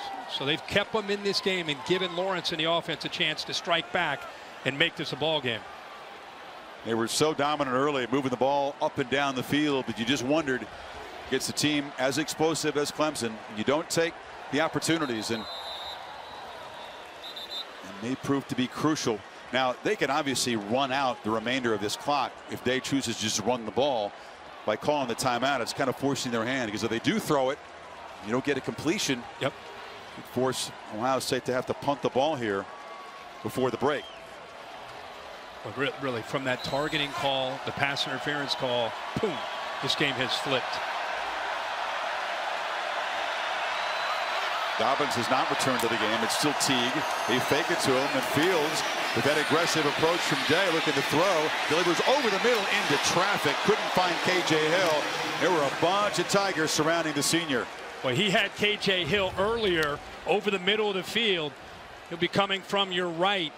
He's looking to his left. Watch K.J. Hill work his way into the middle of that defense. Right there, right there, right there. He ends up throwing it late. Just isn't able to locate him. Once he broke free, he's looking to his left. The interesting decision now for Day. Do you try to throw, make the first down, but perhaps if you don't complete it, give Clemson some time to work with here.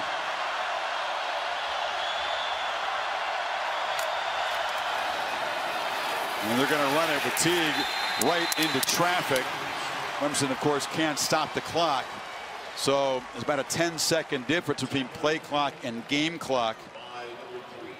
There's aggressive and then there's crazy, right? I mean, Ryan Day's been aggressive the entire first half. With Clemson out of timeouts and having the momentum, you know, he has to run the ball there and work this clock down.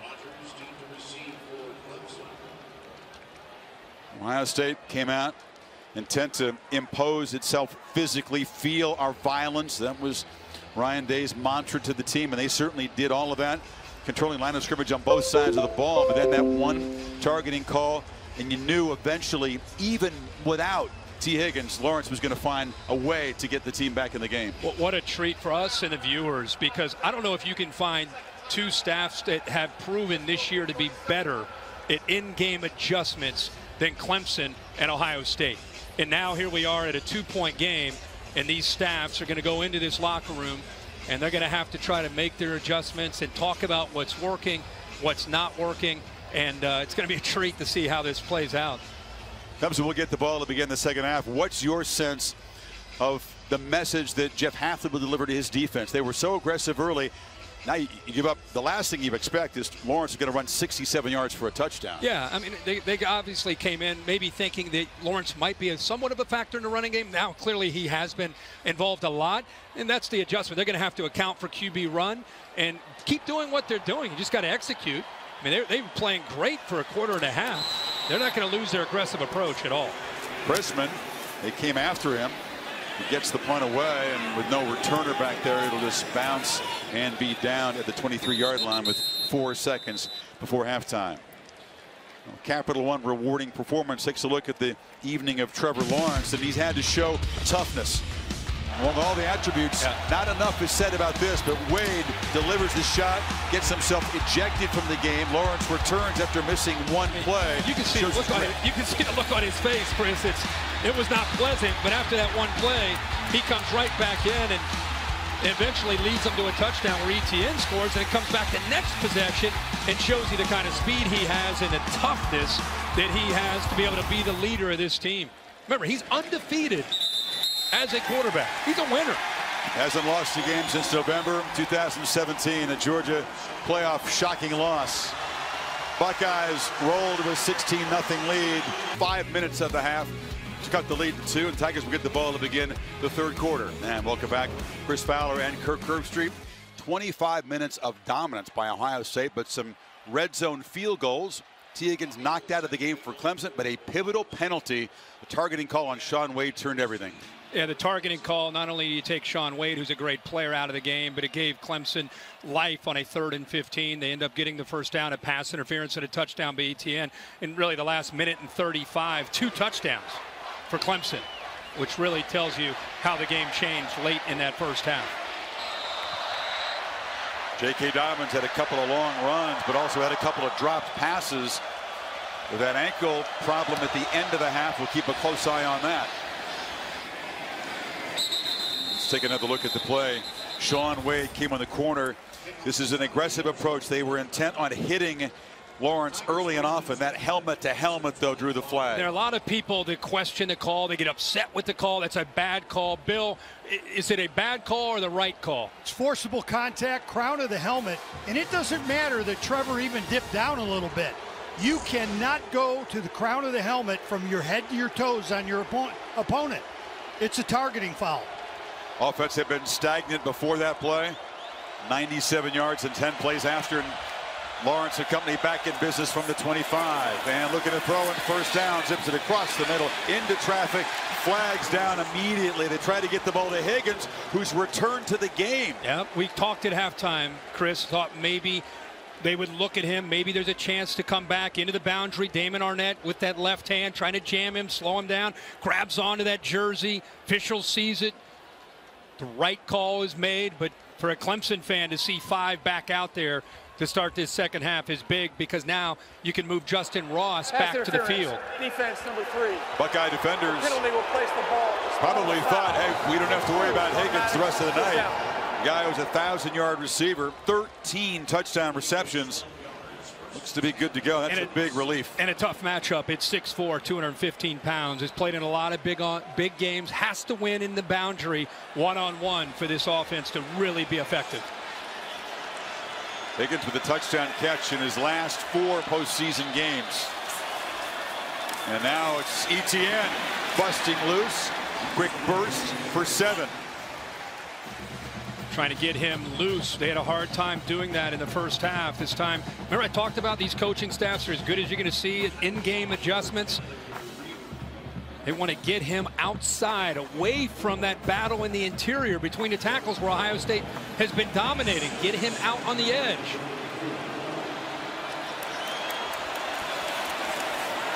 And Lawrence loops his sidelines. Higgins couldn't come up with it.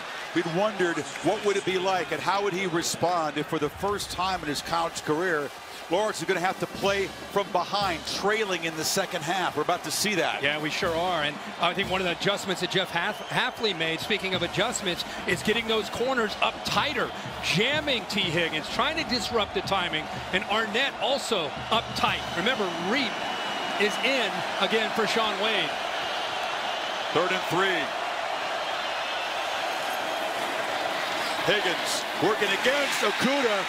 A couple of future first-rounders, but that time Higgins back in the game, dropped it, and Lawrence was hit again after the throw. Yeah, he sure was. Ohio State brought some pressure. That's a ball T. Higgins obviously would normally catch. It's a jam and then bail by Okudah. Ball off the hands, thrown to the outside where Higgins can make a play on it. Talking about 2 future first-rounders going head-to-head. And I think the tight end 25 chalk, his route may have got into the vision of T. Higgins trying to find the ball coming out of the hands of Lawrence. It was Tough Borland who kind of rolled up his back, hitting the lower leg of Lawrence.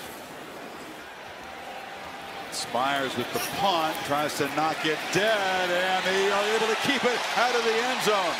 A beautiful kick from the junior Clemson legacy player. The coverage team does its job, and the Buckeyes will be backed up. Maria? We checked in with Clemson officials at halftime, and we're told that T. Higgins was never officially ruled out of this game. Now, in the first half, we saw that he did not have his helmet on the sideline. Spent a lot of time with head athletic trainer Danny Poole, just talking with him, and obviously after further diagnosis in the locker room, he was allowed to come back in this game. Now over to Tom Rinaldi with more on the Buckeyes. Well, Maria, talking to Tony Alford, the running backs coach for the Buckeyes, and with Ryan Day, they said J.K. Dobbins is good to go despite being banged up at the end of that first half. That left ankle now taped. As for Wade being out due to the targeting call that we talked about, Amir Reep is going to have to fill in. Ryan Day said we have a lot of confidence in him. He's played a lot. He's going to have to play some more.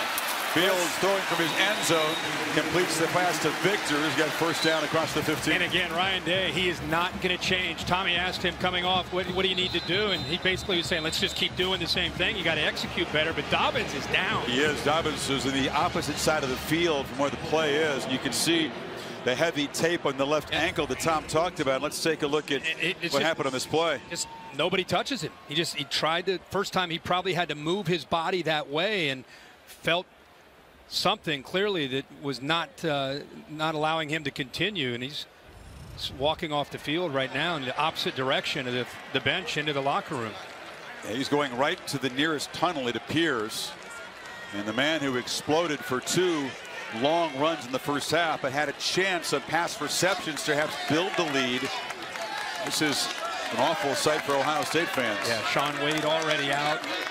Now you lose potentially J.K. Dobbins, who is a superstar for this offense. Master Teague now steps in.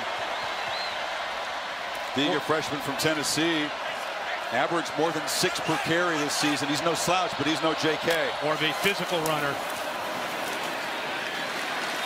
Nothing there on first down. What you lose is that ability to explode. You saw that in the first half with J.K. Dobbins. He can hit a crease and immediately have that acceleration to get into that second, third level of a defense. You lose that now. Teague's a good back, but not the same at this stage of his career as Dobbins.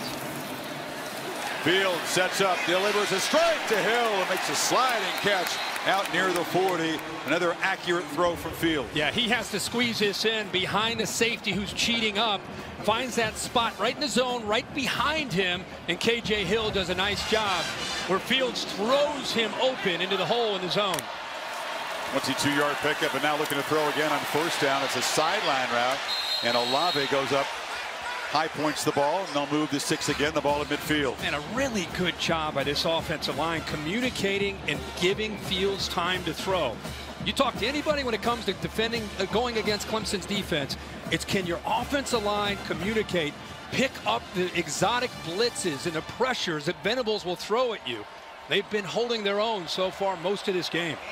Wisconsin's defense had some success confusing him, pressuring him in the first half. As Dobbins makes the long walk to the locker room, and Teague filling in for him, gets the handoff and is going to be, well, wrestled down after a very hard-earned 1-yard gain. And that's what I'm talking about. You can see how physical of a runner he is. He ran out of a couple tackles there. Skowski looked like he had him wrapped up. Isaiah Simmons, Nolan Turner came in there. So while you lose that ability to accelerate, you do pick up a guy that can bounce off of some would-be tacklers. Well, if you're Dobbins, without him, you're not sure if Fields' knee is 100%. You got to start throwing. Play call and challenge for Ryan Day. Let's see if they do continue to throw the ball, and they'll run Fields. It's a power straight ahead. It'll set up a 3rd and 6. That's exactly what it is a quarterback power. Wait on that left guard to pull around. Jonah Jackson try to clean that up. I think Ryan Day really calling that play just to give him a more manageable 3rd down. And these receivers with Dobbins down, they've got to continue to make plays and get separation to help Fields out. K.J. Hill comes in motion, was slot left. They've looked to him 8 times tonight, targeted 8 times already. Fields trying to escape, but he can't get away. Thought he had some green grass, but Tyler Davis, the defensive tackle, stopped him. It's 4th down. So again, this is what Brent Venables will do. He's going to show you the double blitz here, but then they drop, and they end up bringing Isaiah Simmons off to the left. So it affects the communication, and it makes Fields feel that, and he has to step out to give himself even a chance. But give Venables a tip of the cap there for drawing that one up there on 3rd down. Buckeyes moving 52 yards to flip the field, and now Crispin will try to do what he does very well, which is knock the ball dead and pin Clemson back. It's high with backspin. Rogers lets it go, and Ohio State turned to execute perfectly as Olave gets down there at the... Boy, they are pinned deep in their own territory here.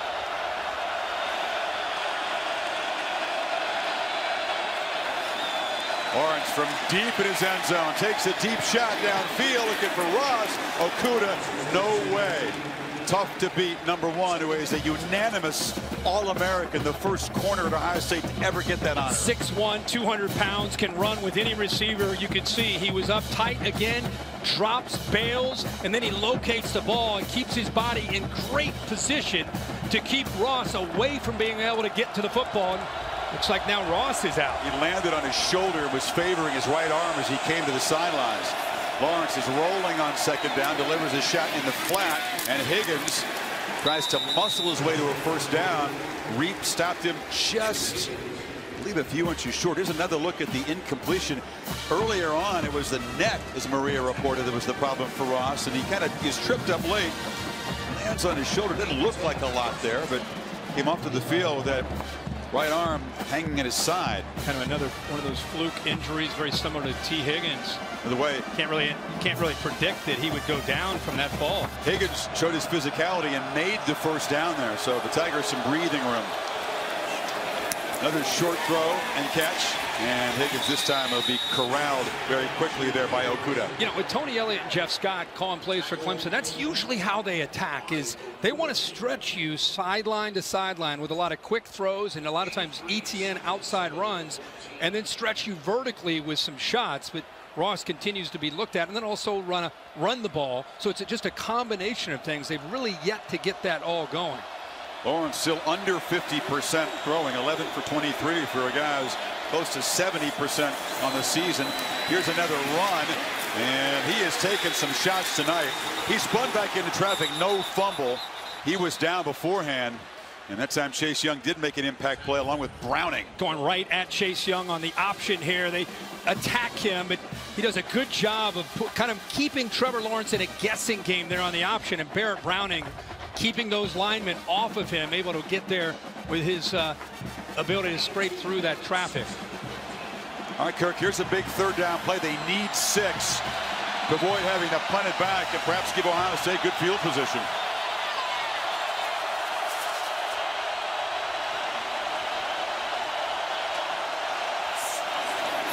From the pocket, Lawrence has protection, looking downfield, trying to get it to Amari Rogers.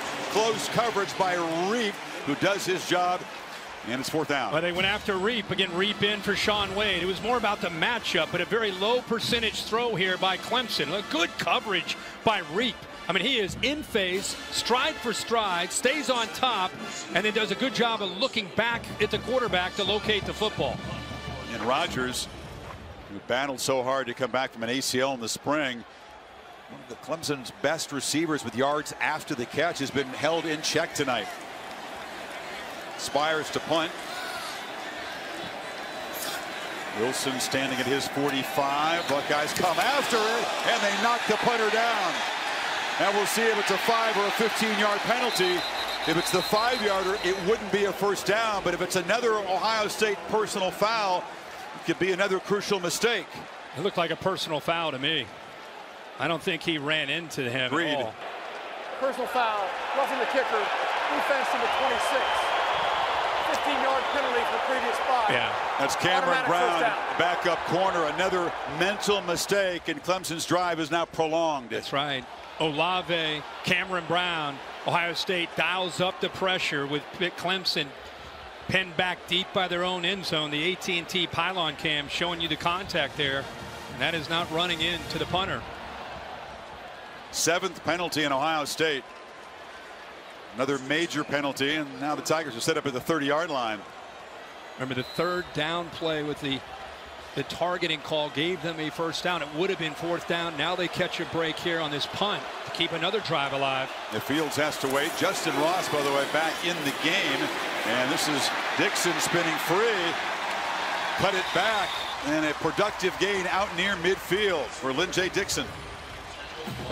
Watch again. Landers gets in, and what a good job by Dixon. Feeling that, putting his foot in the ground, cuts back the other way. This play's designed to run to the left, but because of the penetration by the interior, 67 Landers, he decides to put his foot in the ground and cut all the way back and picks up big yards. Another Ohio State player. That's now. Jeff Okudah, the unanimous All-American corner. It's a test for this defense. They thought they were off the field. They were. Now suddenly having to try to keep Lawrence at bay. Years ago that Ryan Day was hired as offensive coordinator along with Kevin Wilson, brought in to make some changes, and they certainly have to this offense. Wilson and Brent Venables, of course, staff mates for years at Oklahoma, used to go back and forth on the practice field there. Good news is that J.K. Dobbins came running out and was testing that ankle on the sidelines at the timeout. Okudah is out. We'll see how long he is out. Looked really almost like he was cramping. So it's Cameron Brown-Kirk on T. Higgins on the far side of the formation. Ross split wide left. He looked left, flipped back in traffic to Etienne. Who slips the tackle. Etienne into the secondary. Knifing to the end zone. Tigers take the lead.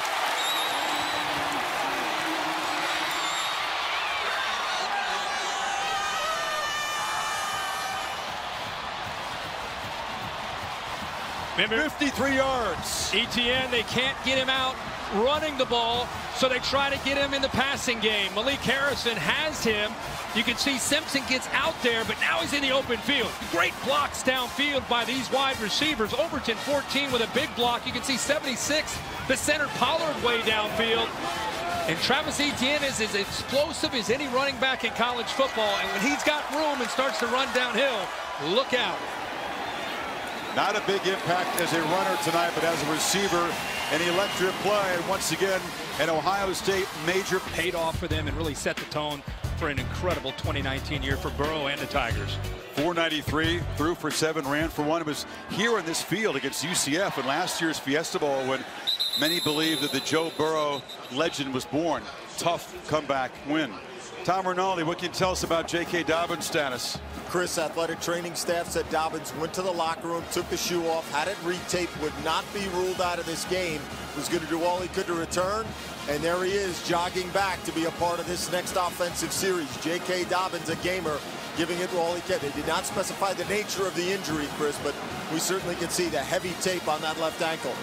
Yeah, it was a non-contact situation. He slumped to the turf and headed to the locker room and has come back looking like a new man. Ohio State down for the first time tonight. They fake it to Dobbins. Fields, a long throw, sidelines, almost intercepted. Darian Kendrick was in tight coverage against Mack and thinks he should have had it. Well, that is a long throw and really good coverage by Kendrick, who is anticipating that comeback.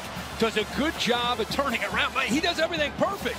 That is outstanding coverage and a long throw. He's able to react to it.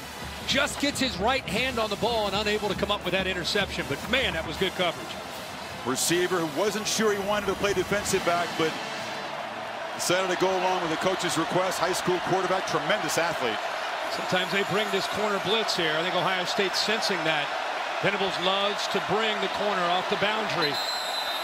And by making that move, Day will spend a timeout in the first of the second half. Midway, third quarter. It's Clemson in front now by a couple of them trying to make it 3 in 4 years, which would be truly astounding. A lot of work to be done, though. Ohio State taking over at the 25, behind suddenly. What was Ohio State doing in the first half that gave Clemson trouble? Attacking, tempo, getting them on their heels. We've not seen that in the last 3 or 4 possessions. And until they get a first down, it's hard to create that tempo.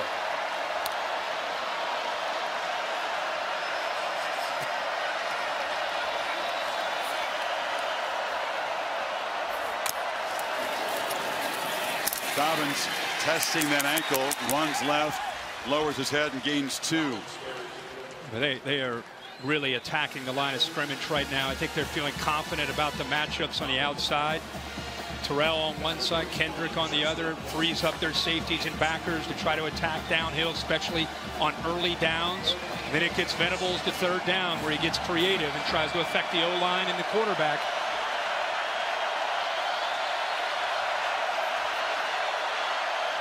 Buckeyes need 8. See a late adjustment on both sides. Here comes the pressure. Fields, he'll be swarmed and sacked. Balin Spector, the backup linebacker, made the play. It's 4th down. Again, we keep talking about how confusing this is. You're going to get pressure from the outside. You're going to get pressure here, and you're going to get pressure delayed here. Watch how this comes around. See the linebacker frees up that time. Spector, who's a great athlete, and he knows on 3rd and long he's got a chance to get to the quarterback, and that time they do. First sack of the year for Spector. Fields had no chance. He came around the offensive lineman and was in his face suddenly. Ohio State, last 4 possessions, 4 punts, 3 and outs. Rodgers slipped to tackle. Did he do so again? No, he'll be dragged down at the 27-yard line. NFC's Wild Card Weekend begins Saturday, January 4th. We'll broadcast our Wild Card game simultaneously on ABC and ESPN for the 5th straight year. Matchup, day and time of the game, that's going to be determined after this weekend's games. Also, it'll be on the ESPN app. Just want to wish Mike Vrabel, former Ohio State Buckeye, current head coach of the Tennessee Titans, all the best. They have a big game this weekend against the Houston Texans. They win that game, they secure a spot in the wild card. So the Tigers now trying to build on the lead. They give it to the touchdown scorer, Etienne, who runs sideways, but Browning wouldn't let him get the corner. Gain is 1. Boy, Baron Browning he's had a remarkable year. A highly talented linebacker, came in the first couple years, not able to really get on the field much. This year in his new system, he has flourished. Just seems like he's been freed up, making a lot of plays like that, sideline to sideline, with tremendous speed and instincts. Buckeyes' best DB, Jeff Okudah, is back in the game now. Right there, backing out. On 2nd and 9, Lawrence gets away from the pressure from it, but he'll be dropped. Davon Hamilton, the man teammates call the Hulk, made the sack. Well, he has had a great year himself on the interior. You know, you always get caught up in watching this, but he goes around Carman, and it frees up the interior to eventually get there. Carman does a good job of forcing Chase Young to the outside, but the push in the middle and good coverage downfield. Eventually, the big fella, Davon Hamilton, gets home. He looks like the Hulk, doesn't he? He does. But he moves quick. 310 pounds out of Pickerington, Ohio. Now Young hoping to make his first impact play, knocking down the quarterback in that 3-point stance on 3rd and 19. Lawrence. Young was getting close, and the pass is complete and fumbled, and the Buckeyes pick it up, and barreling into the end zone is Jordan Fuller. They called it a catch and a fumble and a scoop and score. That'll be reviewed, but a potential game-changing play for the Scarlet and Gray now. The one question is, was he bobbling the ball, is the one question. That's what they're going to probably take a peek at. Was he bobbling this football, or did he have possession? Okudah, tight coverage. Ooh, I don't know. Boy, he's holding on to that football. He has possession of that ball. That's a catch. On the field with a catch, a fumble and return for a touchdown.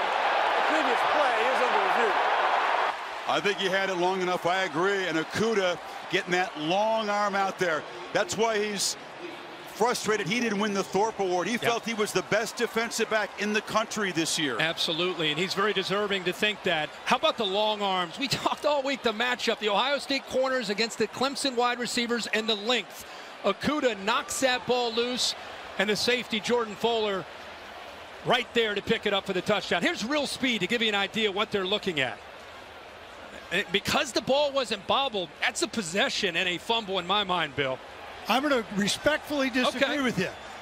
He did not have time to make a football move. When we look at these things in slow motion, you can make anything look like a catch. Yeah. At regular speed, he did not finish the process of the catch. I have an incomplete. Viewers are always confused. A football move. He took a couple of steps with the ball. I want to see him turn upfield, take some steps. I want to see him dive.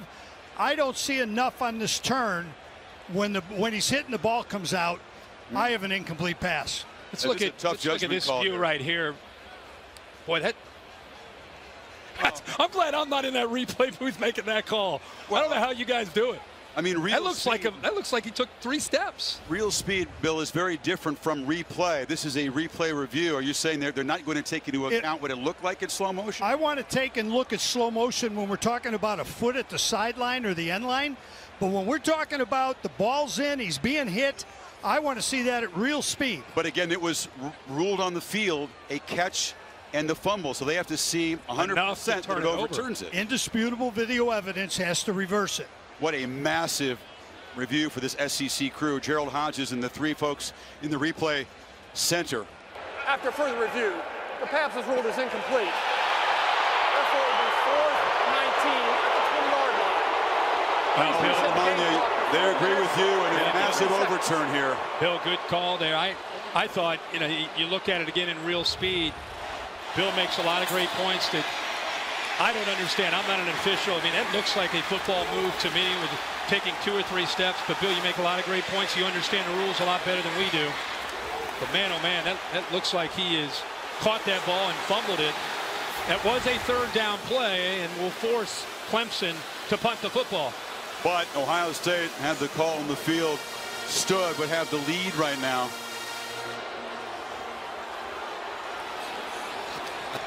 I bet you they don't come after this punt. They roughed Spires the last time. They peel back, and Wilson will have a go. No fair catch, and dances around a short return to the 46. Tomorrow night, a special Sunday night NBA matchup on ESPN and the app. As LeBron and the Lakers host the Dallas Mavericks. Coverage begins at 9 o'clock Eastern time with NBA Countdown, and Mavs-Lakers at 9:30. On ESPN. Is Maria going to jet out there and be involved in advance of the Rose Bowl coverage? Yeah, I hope so. I know, you know, Maria, that LeBron James is kicking up his feet right now, I'm sure, watching this game, cheering on his Buckeyes. Hey, Fowler, actually, I am going right out there. I'm doing countdown from L.A. Hey, Taylor, I knew you could do it. But you're right about LeBron. He sent Beats headphones, by the way, to all the Buckeyes players and kind of advised them to make the most of their opportunity. It's a run all the way, and Fields will fall forward for about 3. More I watched the adjustments we talked about at halftime. Boy, a couple of Clemson players go down. Skalski and the 2 inside linebackers. Chad Smith is down as well. Fields was slow to get up, readjusting that brace. We've seen limited effectiveness with him as a runner tonight. Yeah. He's been more effective throwing the football. But I tell you that you can see the physical nature of this game, what these teams are pouring into this thing, which is everything they've got and then some. And we had guys on both sides go down, try to come back, gritting their teeth big time. And you see Justin Fields stretching. I think got cramps, probably trying to stretch the calves out. We're seeing a lot of players are dealing with a lot of things, not just the physicality. Just, we saw Kuda go down with some cramping. Now you see Justin Fields. Skalski's dealing with some stuff. Smith got up and walked off okay. Well, what I started to say was about Venables. We talk about halftime adjustments. What he has done is he's been able to crank up pressure more, attacking the run game, whether it's Dobbins or Fields, leaving corners on islands. Ohio State's going to have to throw the ball.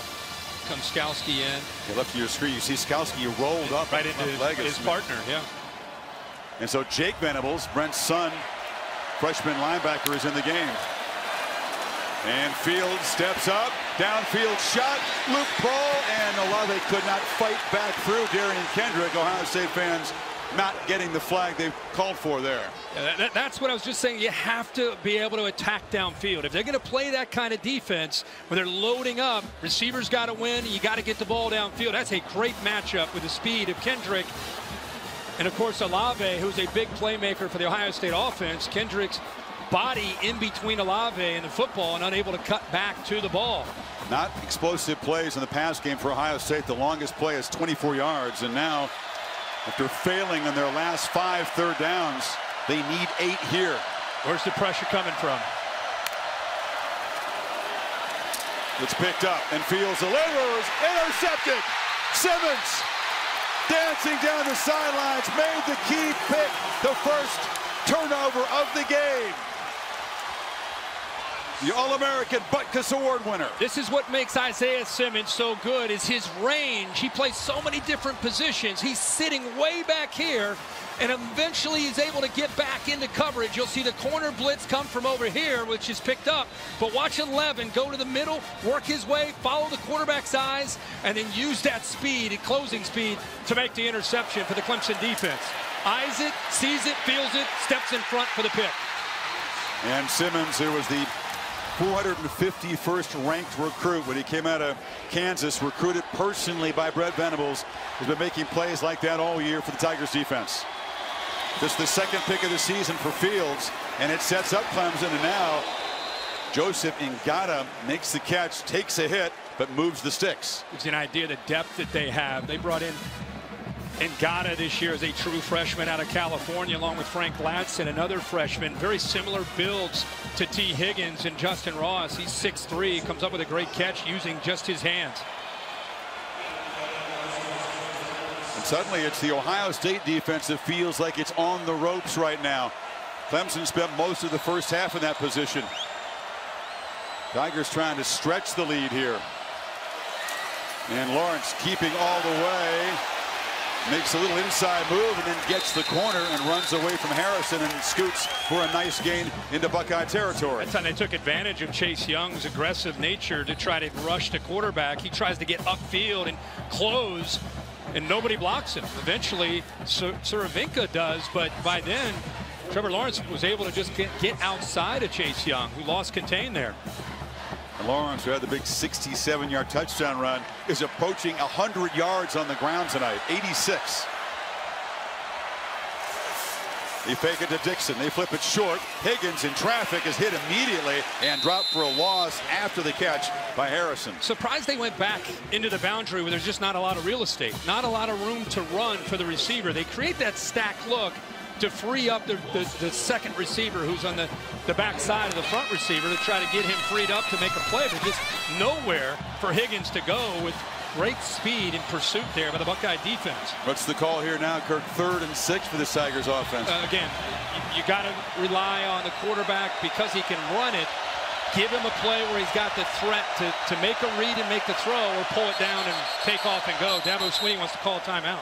Had 3 receivers bunched to the right, but the play clock was winding down, and Dabo sensing the importance of this 3rd down. Again, they've got the Ohio State defense sort of on their heels, and Clemson a chance to stretch the lead. 21 unanswered points here, and you just had a feeling that the red zone opportunities where the Tigers defense stepped up, forced field goals was going to be a huge role, and then of course penalties have played a massive role for Ohio State. You get to this point in the season, and it's a big-time playoff game with so much at stake.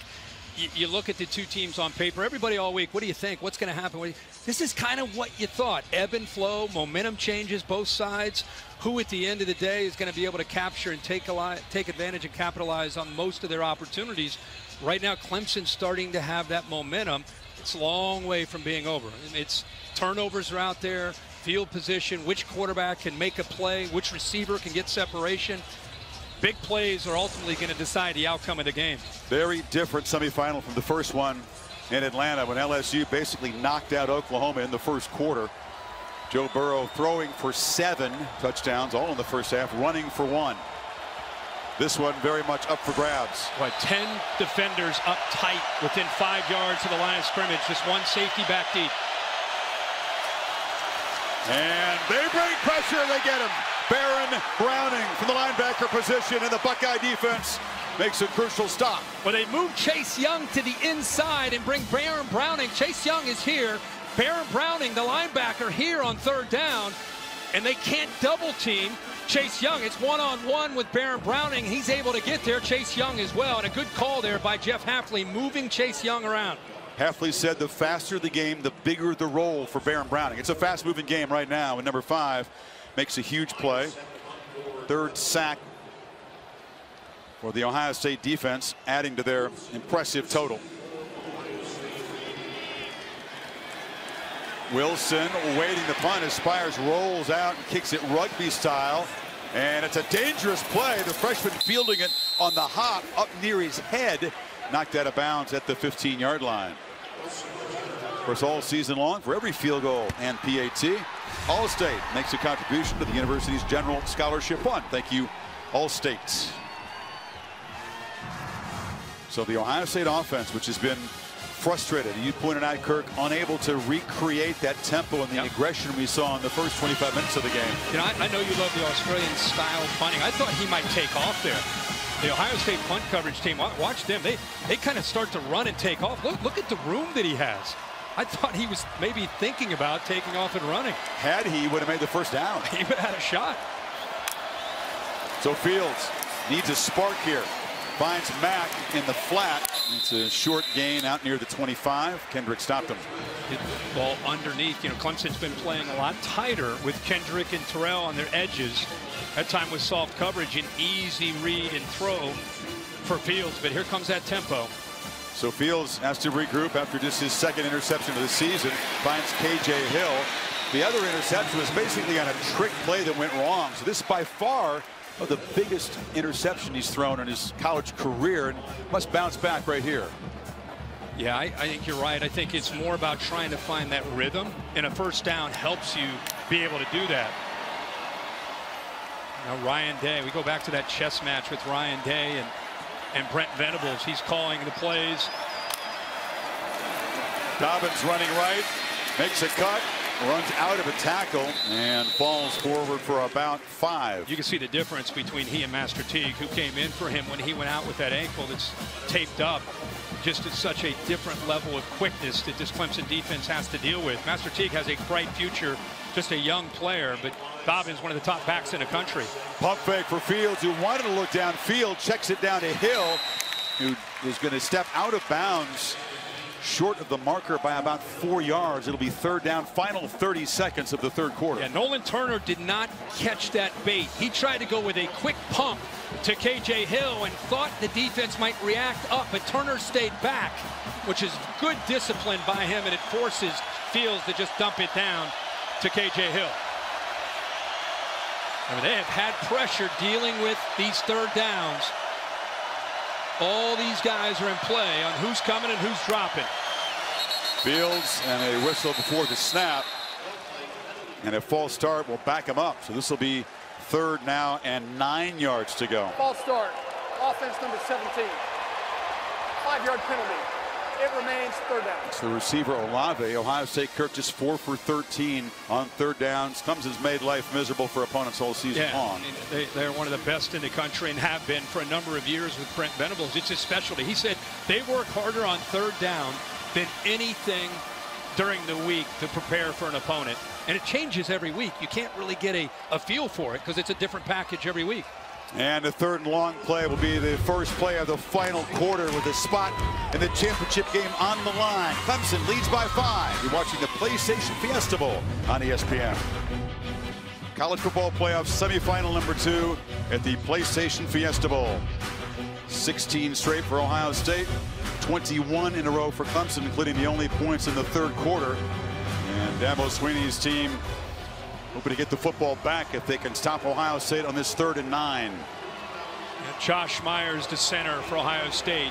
You can see him pointing right now. He and Justin Fields trying to get on the same page on these 3rd downs. He's ultimately affecting the protection, which way to slide, who they try to account for. It's very challenging when Clemson shows blitz one way. Sometimes they come, sometimes they drop and come from the other direction. We sat down with him the other day and he said, man, it's like preparing for a final, because there's just so much to prepare for. If they disagree, the quarterback gets his say of the correct protection, by the way. They're showing blitz right up the A-gap. Right here, Simmons on one side there. Instead, they peel back, and Fields has time. And surveys and dumps it down to Dobbins, who makes the catch and scoots for a first down out near midfield. You know, a great job by the offensive line, not being fooled. Simmons drops out of there. Muse does as well. His eyes affect Muse right here. That makes Muse work to the middle, and then late he comes to the outside. But by looking into the middle of that defense, Tanner Muse reacted to that, opened up that left boundary for the check down there to J.K. Dobbins for the first. Spotted out at the 43. Finally, they convert on third down. There's been a drought. Fields looking to throw on first down. Here comes the blitz. They can't get him to the ground yet, but then he slips. Instant pressure. Skalski came flying in there. Fields had just a second to regroup, but couldn't get away from Spector and Foster. Yeah, they do a good job of bringing Skalski. Dobbins is trying to find out where to chip, where to help out. And right there, I thought Fields might just take off and go, but the hesitation allows the rest of that defense to be able to corral him. Nice job by Dobbins there. Now Fields has got to get out of there. This defense is too fast to wait. You either got to get rid of the ball or take off and go. As you say, take off or just throw it out of bounds. Instead, it's a 5-yard loss. And they come after him again. From the pocket, trying to escape, looking to launch, fires sideline. Nice hands catch made by Victor right at the marker. That's why you do all those drills as a wide receiver.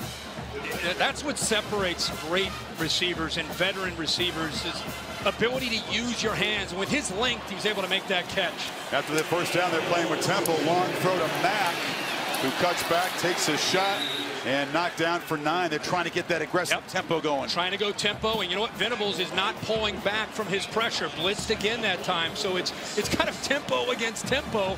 But you notice Ohio State starting to gain some momentum here in the way they're attacking. 2nd and 1. It's Dobbins, who cuts it back and plows for a first down inside the 35. Just for people that understand that when you go tempo like that, not only is it hard to get lined up, you have to communicate the call and make sure everybody is on the same page defensively. And because you're thinking so much, you lose a little bit of that speed and a little bit of that downhill play. On first down, they dump it down to Dobbins. Dobbins against Simmons, who's just able to force him out. That's great athlete versus great athlete. They pick up 7. And Skalski actually has J.K. Dobbins, but because of the way they're blitzing those two inside linebackers, nobody there to pick up J.K. Dobbins, who leaks out of the backfield. We've seen that a couple times now where he's been on this drive, been able to work out of the backfield. And Fields, nobody open downfield, so he's checked down to an open running back. Buckeyes made subs that allows Clemson to do the same. So both teams kind of taking a breather here as Dobbins limps again. Well, he's leaving it out on the field tonight. Teague in the game on 2nd and 4. Fake run, looking to throw. No one was open. The Tigers were not fighting. So 3rd down coming up. Yeah, you might be thinking, what the heck is he doing there? He's just trying to sink and show that he is running, trying to get the safeties and the linebackers to bite on that. But Chris, you're right. They sat back, weren't biting that at all. Nobody open. He just throws it away, which is a smart call there. Now they got a shot here on 3rd down and 4. Now Dobbins back in the game. How much rest, right? Limping over there, you got to come back in on a big down. Instead of digging deep on both sides. And it's Dobbins trying to push forward on that Gippy angle. Did not get there. Foster has played a whale of a game, the backup defensive end. And it's 4th down and a long yard. And that's one that Justin Fields would probably love to pull on its own read. The end collapsed down. If he pulled that, he walks for a first down. Day not hesitating. And on 4th down, Fields again tries to bait the defense. Throws end zone. Touchdown, Olave. And OSU reclaims the lead. Well, they got a matchup that they wanted in a gutsy play call by Ryan Day. Nolan Turner, who's a great safety, but he's matched up one-on-one against Ohio State, maybe their best route runner, and Chris Olave. It's a mismatch. You can see he gets that separation, and a good throw by Fields as he leads him into the end zone, but well-designed play to get Olave matched up against Nolan Turner. Breaks the 21-point run by Clemson, so a hasty decision there to go for it on 4th down. You telling me Day can spot that mismatch right there and make that call that quick? Wow. Incredible. Incredible. I think he saw from earlier formations that he might be able to get this matchup and didn't. You notice they didn't hesitate. That was not a look over. They went quickly, and Ryan Day knew exactly what he wanted. He knows he's got a chance. They give him time to make the throw. He does. And the Buckeyes take the lead. Was in a beautiful rhythm on that drive. 8 for 9, 83 yards, and a 23-yard strike to Olave on a 4th and 1. They didn't go for 2. Surprising. The PAT to keep the lead at 2. Don't know the reasoning behind that from Ryan Day. And the kickoff is hammered out of the back of the end zone. Another look at the touchdown. I go back to Justin Fields, 4th and 1. Everybody's thinking run. Clemson has 9 guys up here close to the line of scrimmage. But watch the eyes of Justin Fields. He sees the matchup right now. He moves the tight end over Ruckert. Now he knows he's got a matchup with Olave. Patient. It's just a one-on-one matchup. Backyard football. Make the throw. There's no safeties there. You got a safety on an island with everybody anticipating a run on 4th and 1, and a great throw, great execution. Seeing his ice water in the veins. The sophomore. Now Lawrence again. Again, the first time in his career tonight he's had to take snaps as a quarterback behind in the second half. And again, he takes off. Almost another huge play. Finally, Fuller able to corral him, but it's a first down across the 40. You know, a lot of people probably watching saying, why aren't they running ETN more? It's because you get numbers. It's an advantage. ETN becomes a blocker, and if Ohio State doesn't bring people down inside the box to defend quarterback run, he has room, and he's a capable runner, as you've seen tonight. 14 rushes at 94 yards. Maybe better than capable. Here he is.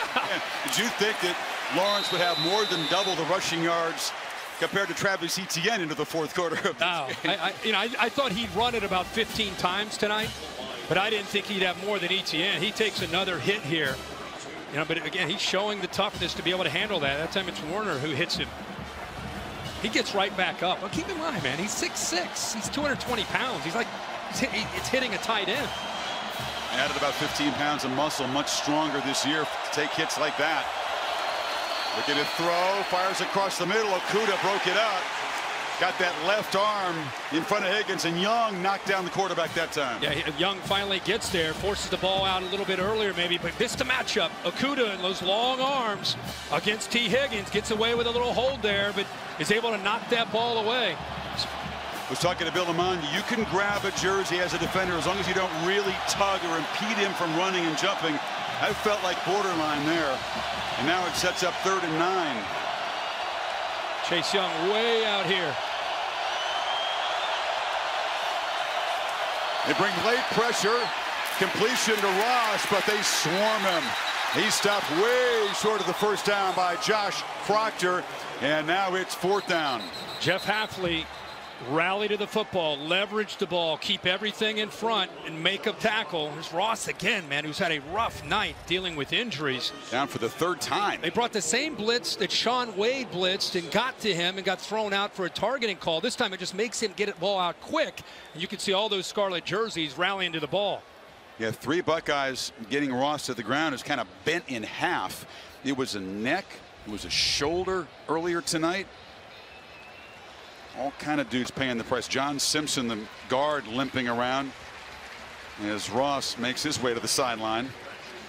Yeah, I can't remember a playoff game that had this many players deep into the game that are dealing with a variety of injuries and fighting through them. It tells you what's at stake here and what these guys are fighting for. So Lawrence unable to produce on that drive, and now Ohio State will get the football back. Wilson way back at his 14-yard line. You'd expect a less aggressive approach after that critical roughing the punter penalty prolonged the drive and ended up in a Clemson touchdown. They don't come after it this time, and Spires rolls and kicks his rugby punt line drive, so they've used that a couple of times now. Very effective. It's going to roll dead way down at the 11-yard line. 10 minutes to play in Glendale. Learn about the events and the festivities planned for the CFP's championship campus at College Football Playoff Fiesta.com. Bayou Bengals awaiting the winner of this hard-hitting game. And we're just talking, Kirk, it's a good thing that the winner is going to get 15 days before that championship game because they have spent everything they've got. You're not lying. You put two teams that are very aggressive, very confident in who they are and their brand, and they collide. You're going to get this kind of game, a competitive game and a hard-hitting game.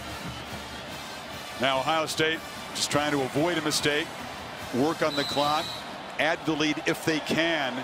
But you wonder whether the aggressive approach will continue. They roll, they try to find the tight end that overshot Ruckert. Yeah, Austin Mack got tackled that time by a Clemson defender. Looked like Kayvon Wallace as he was running his route. There's two flags that went right at that contact by Wallace.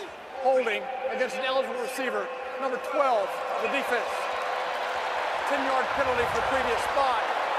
Includes an automatic first down. On the inside here, he's trying to run around, and Wallace kind of wraps him up, brings him down. You see the official at the top of the screen, grabs his flag right there.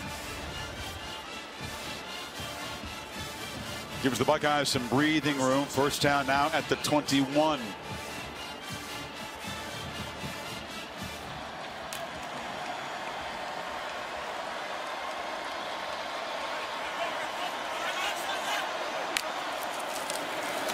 Dobbins worms his way, powers his way, muscles his way for a first down. If they can continue to run up the middle, that would make Ryan Day very happy in this situation. You go back to your strength, the interior. Great push by that offensive line that time. Good hard running by J.K. Dobbins, especially considering he's dealing with that left ankle. But that was a surge from the middle and a good push for the first down. They fake it to Dobbins. Fields has to elude the rush and can't. And he'll take a huge loss as Kayvon Wallace came from the safety spot and knocked him down way inside the 20 now. You know, when you bring this many blitzes, you create one-on-one opportunities. Linebackers are blitzing. Wallace is here. He goes up against the tight end, and watch him be able to work off of that tight end attempted block there in pass protection, a max protection, and he works off of the tight end Ruckert. All those one-on-one opportunities, someone's bound to get free with all that blitzing. Remember that play, an 11-yard loss on first down. Now Fields looking to take a downfield shot. Olave broke the route off, and it's intercepted by Kendrick.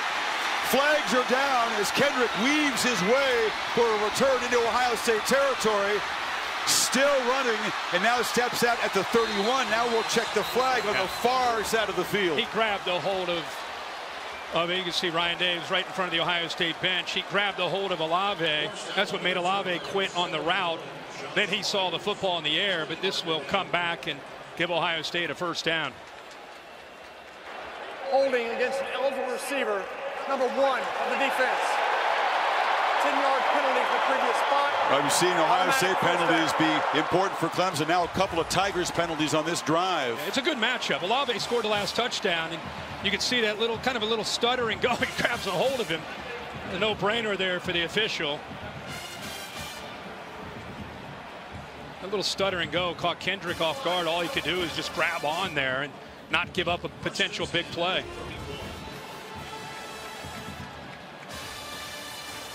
Ball moved to the 31. Inside of 8.5 minutes. Dobbins slipped as he made the cut. Dimes forward for a couple. You're dealing with an ankle. I think you're dealing with a slippery surface. I mean, it makes it that much tougher. See the speed of this defense trying to close in on Dobbins, who's got great lateral quickness, even with that ankle. Good shot there of his feet. Able to keep his balance and avoid losing 2 or 3 yards. It's a tough track to make a quick cut tonight. We've seen that.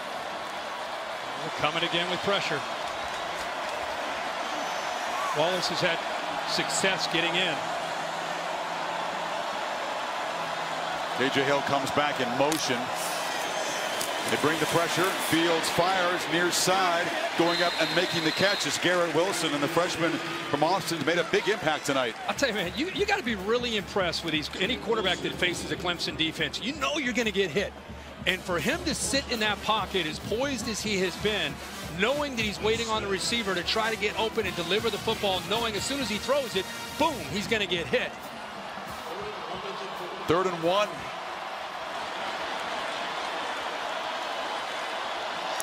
And trying to sneak it is Fields. They're going to spot him right near the 41. Buckeyes signaling first down, but this is very close. At first, it didn't look like he had it. Initially, the freshman Tyler Davis pushed back Josh Myers, but it was a second effort that gives him a chance here. Why? See Davis push it back. He's not going anywhere. Then that second and third effort gets him there enough for the first down. They are moving the sticks. Fields, an incredibly strong lower body. It's hard to appreciate on TV, but I promise you. You're right about that. Notice that tempo that's been successful for them so much tonight is put on the shelf. Now it's more about working that clock with that 2-point lead. Already 2 penalty has created first downs. The Buckeyes have been able to move it 30 yards so far, take almost 3 minutes off the clock. Dobbins cuts back into the middle, and he's dropped by Tanner Muse for a gain of 2. What a great career Tanner Muse has had. I know Clemson fans love watching him play. Number 19. 6'2", 230 pounds, really plays downhill as a safety, almost at times like a linebacker in run support. Had some picks early this season, actually leads the team with 4 interceptions, all ACC safety. But late in a game like this, where Ohio State's run the ball, he and Isaiah Simmons both there in the middle will be coming downhill quite a bit.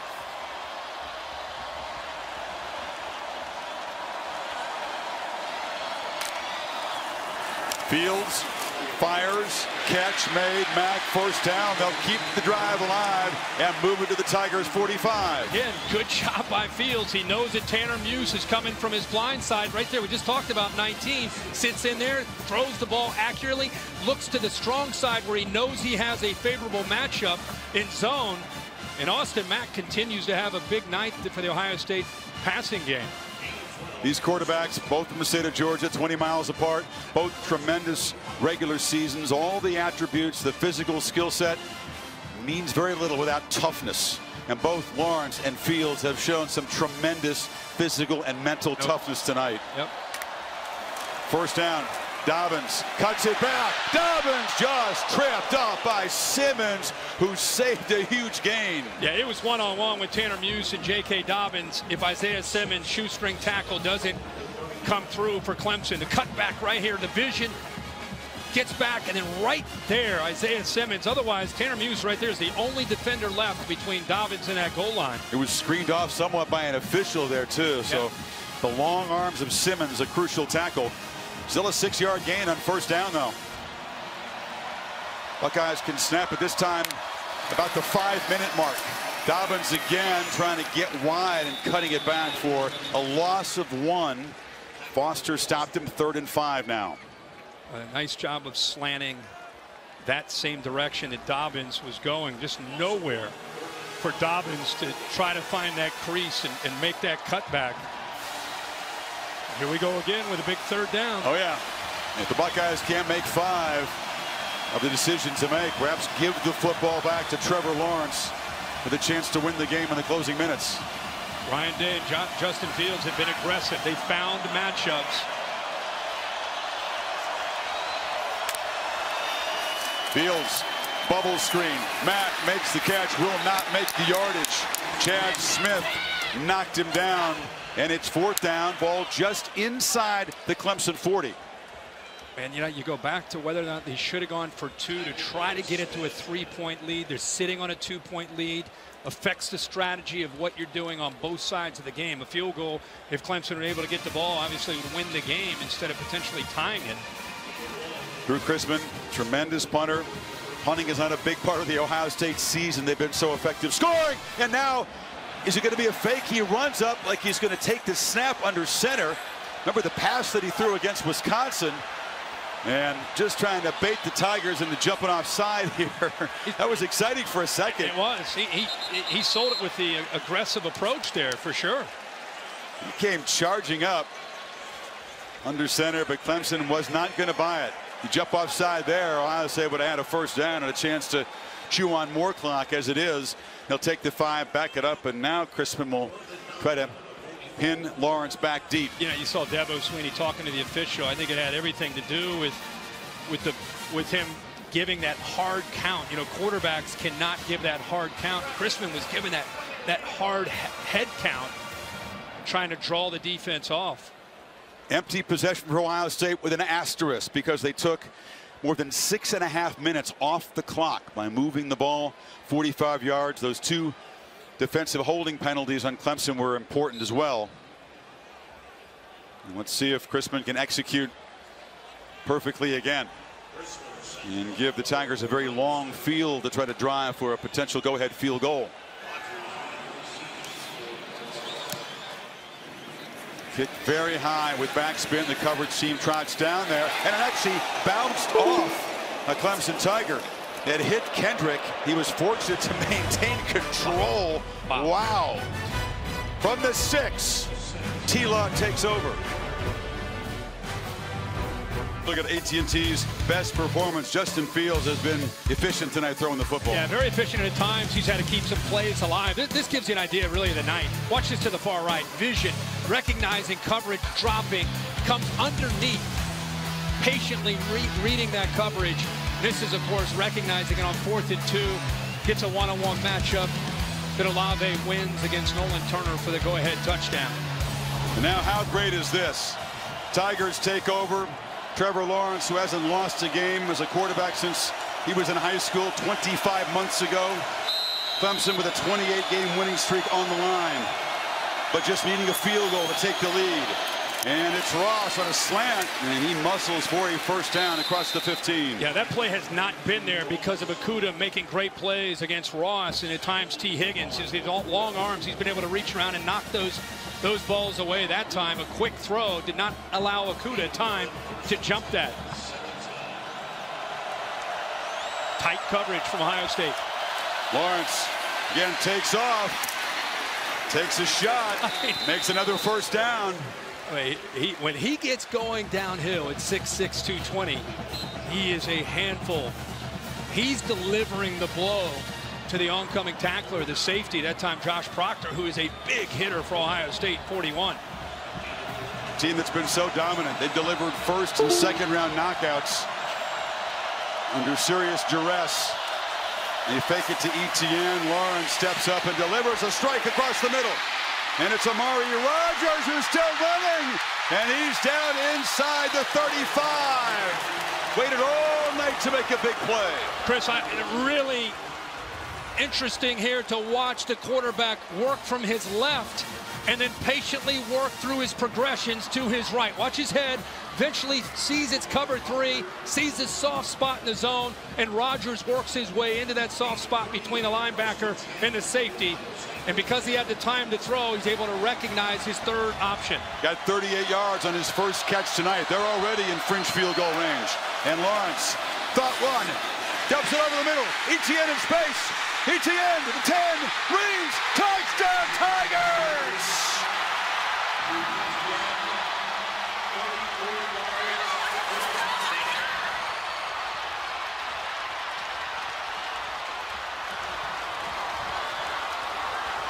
A championship drive from the defending champs. He's been running and running, and what does that do to the linebackers? They're going to come up to stop that quarterback run game. See him up here? Here is Etienne. He just sneaks behind that. Look, well designed, and there's Etienne in the open field again, where he's so dangerous. And unlike Ryan Day, who did not go for 2, Dabo Swinney up 4.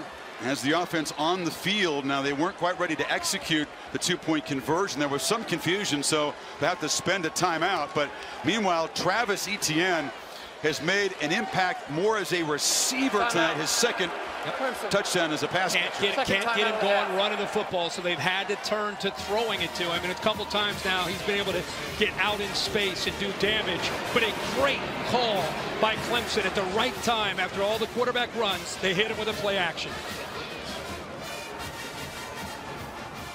Fiesta Bowl. Off Etienne's second touchdown reception, the Tigers go for a 2-point conversion for the first time in 26 games. Not something they normally have to do, trying to build the lead to 6 inside of a minute 50. 94-yard touchdown drive on 4 plays. Empty backfield. Lawrence flushed, chased, fires to the end zone, catch made by Higgins, and they convert the 2 and build the lead to 6. Once again, poise from Lawrence, who on the move found his favorite target. And you might be thinking, what's the point? You know, you kick the extra point, you go up 4, you end up kicking, or go up 5, you end up going with the 2-pointer, you go up by 6. And the thing that's important to understand is if Ohio State scores a touchdown, they still have to kick an extra point. So it's better to be up by 6. Good job of improvising, holding onto that ball, giving T. Higgins a chance to work away from Okudah. There's that matchup again, 5 against 1. This time Higgins wins that battle. It's a long way from over. We still have some time, and Ohio State with 2 timeouts. We saw Trevor Lawrence answer the call. Now Justin Fields, who's had a great year, gets his chance. And the 2 quarterbacks again who grew up 20 miles apart in Georgia. Lawrence, after a dominant season, severely tested, and responding in that drive as a runner and a passer. And now Fields trying to stretch out those legs and put the Buckeyes in position to perhaps claim a victory and set themselves up for a championship game spot. And they'll have to begin from the 25-yard line, needing 75 yards. And here comes Justin Fields. Justin Fields and especially Ryan Day pride themselves on their 2-minute. I talked to Brent Venables and I said, and we talked to the players from Clemson, who wins when you go good against good in a 2-minute? And it sounds like the Clemson defense wins more than they lose when they go against their own offense, good against good. Now they face Justin Fields. So it's strength against strength with 1:49 to go. Dobbins to Fields right. Pressure, backpedals, flips it to Dobbins, who's got a block. Dobbins tracked down to the 39. Again, the perfect call against the blitz. Yeah, they brought the blitz, brought the corner from that side. That is a perfect time to go to Dobbins. And that's a great answer to an aggressive defense that's pinning their ears and bringing those backers. This time they don't blitz, and Dobbins takes the easy money. Sideline route, 8 more. They're near midfield. What a workhorse. Carried the ball so far 18 times tonight, dealing with that left ankle. He's ran for 174 yards and now 5 receptions as well. 23 touches in this game, showing a lot of heart. Couple timeouts, plenty of time. Able to get out of bounds. 2nd and 1. Do they perhaps take a downfield shot? They're thinking about it. Fields across the middle of the hill, and the reliable senior makes the catch at the Clemson 40. They brought the 2 middle linebackers again. When you bring linebackers, it creates a vacancy behind them. Look at him sit in there, deal with that patiently, and make that throw. Playing with tempo, they dump it down to Dobbins again, and he's open and scoots for a big 1st down gain, 9. They may want to account for 2 coming out of that backfield. That's 3 times now, the screen, and then 2 checkdowns where they've gotten Dobbins the football for positive yards. 36 seconds. That's all it's taken him to move to the Clemson 31. And he's been able to get out of bounds, and they've been able to hold those 2 timeouts. Fields, and he looked for Mack. Heavy contact on the sideline with Terrell, but the ball really not catchable, no flag. Yeah, that's exactly what the official signaled, is uncatchable. Ball is underthrown. That were thrown in front of him with Terrell making that kind of contact. You might have seen a flag, but official giving the sign that it was an uncatchable ball, Chris, as you said. 3rd and 1. Fields still has it. They tackled Dobbins, who didn't have the football, and the quarterback dives for a 1st down. That's his read. He's reading Thomas, who ends up coming down, and he's able to pull around that. Boy, I think everybody in the stadium thought that J.K. Dobbins had the ball, but a great read by Fields. 54 seconds as Fields pump fakes. Can he escape? Yes. And he'll slide down with that brace. They began the slide at the 23, and that's where they'll spot the ball. And Ryan Day runs out to use one of his 2 timeouts, not picking up the 1st down. They've got to call that timeout with 43 seconds left. Man, Kirk, how great is what we're seeing tonight? All the ingredients were there. One team's won 28 in a row, dominated its conference. The other team won 19 in a row, all of them this season by double figures. Yeah. They've gone back and forth and tested each other mentally and physically. Dabo Swinney rallying the troops, talking with Brent Venables. How about the job of Fields just to keep this play alive? Nolan Turner gets off of J.K. Dobbins in pass protection, has his hands on it, but he pulls out of it. So instead of a 5 or 7 yard loss and a sack, shows that strength. Chris, you talked about it, picks up about 3 or 4 yards. And again, it's going to come down apparently to a red zone possession for Ohio State. They moved the ball all over the place in the first half. Clemson's defense 3 times forced field goals down in the red zone. And now Ohio State, needing a touchdown, finds itself in a familiar position. This is pure strength on strength. And the Buckeyes have been great up until tonight in the red zone. Looks like he's still coaching.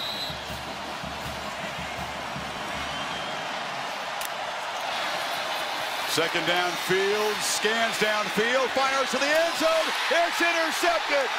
Picked off by Nolan Turner. And the Tigers are not going to be dethroned tonight. They'll punch their ticket to New Orleans. Olave fell down. It was easy for Turner. I think Olave miscommunicated with Fields. He ended up coming off of his route because it took so long for Fields to eventually give him a chance to throw the football. He's going to come from the outside and work to the middle because it takes so long for Fields. Watch Olave right here. The ball is thrown out here. Olave puts his foot in the ground and comes back the other way, thinking that maybe the quarterback's going to scramble.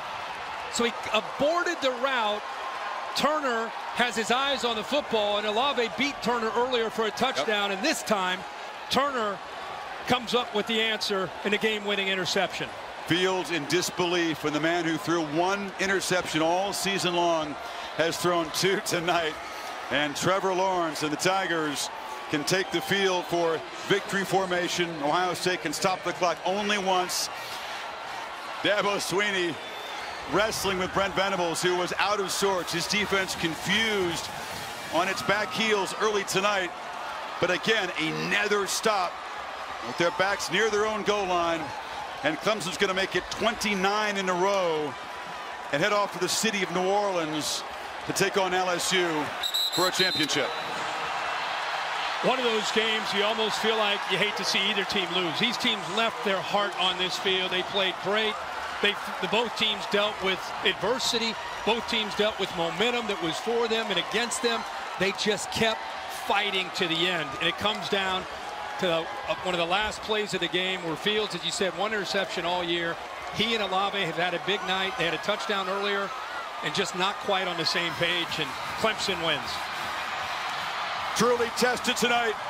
Trevor Lawrence, a dominant front runner all season, a come from behind hero tonight, a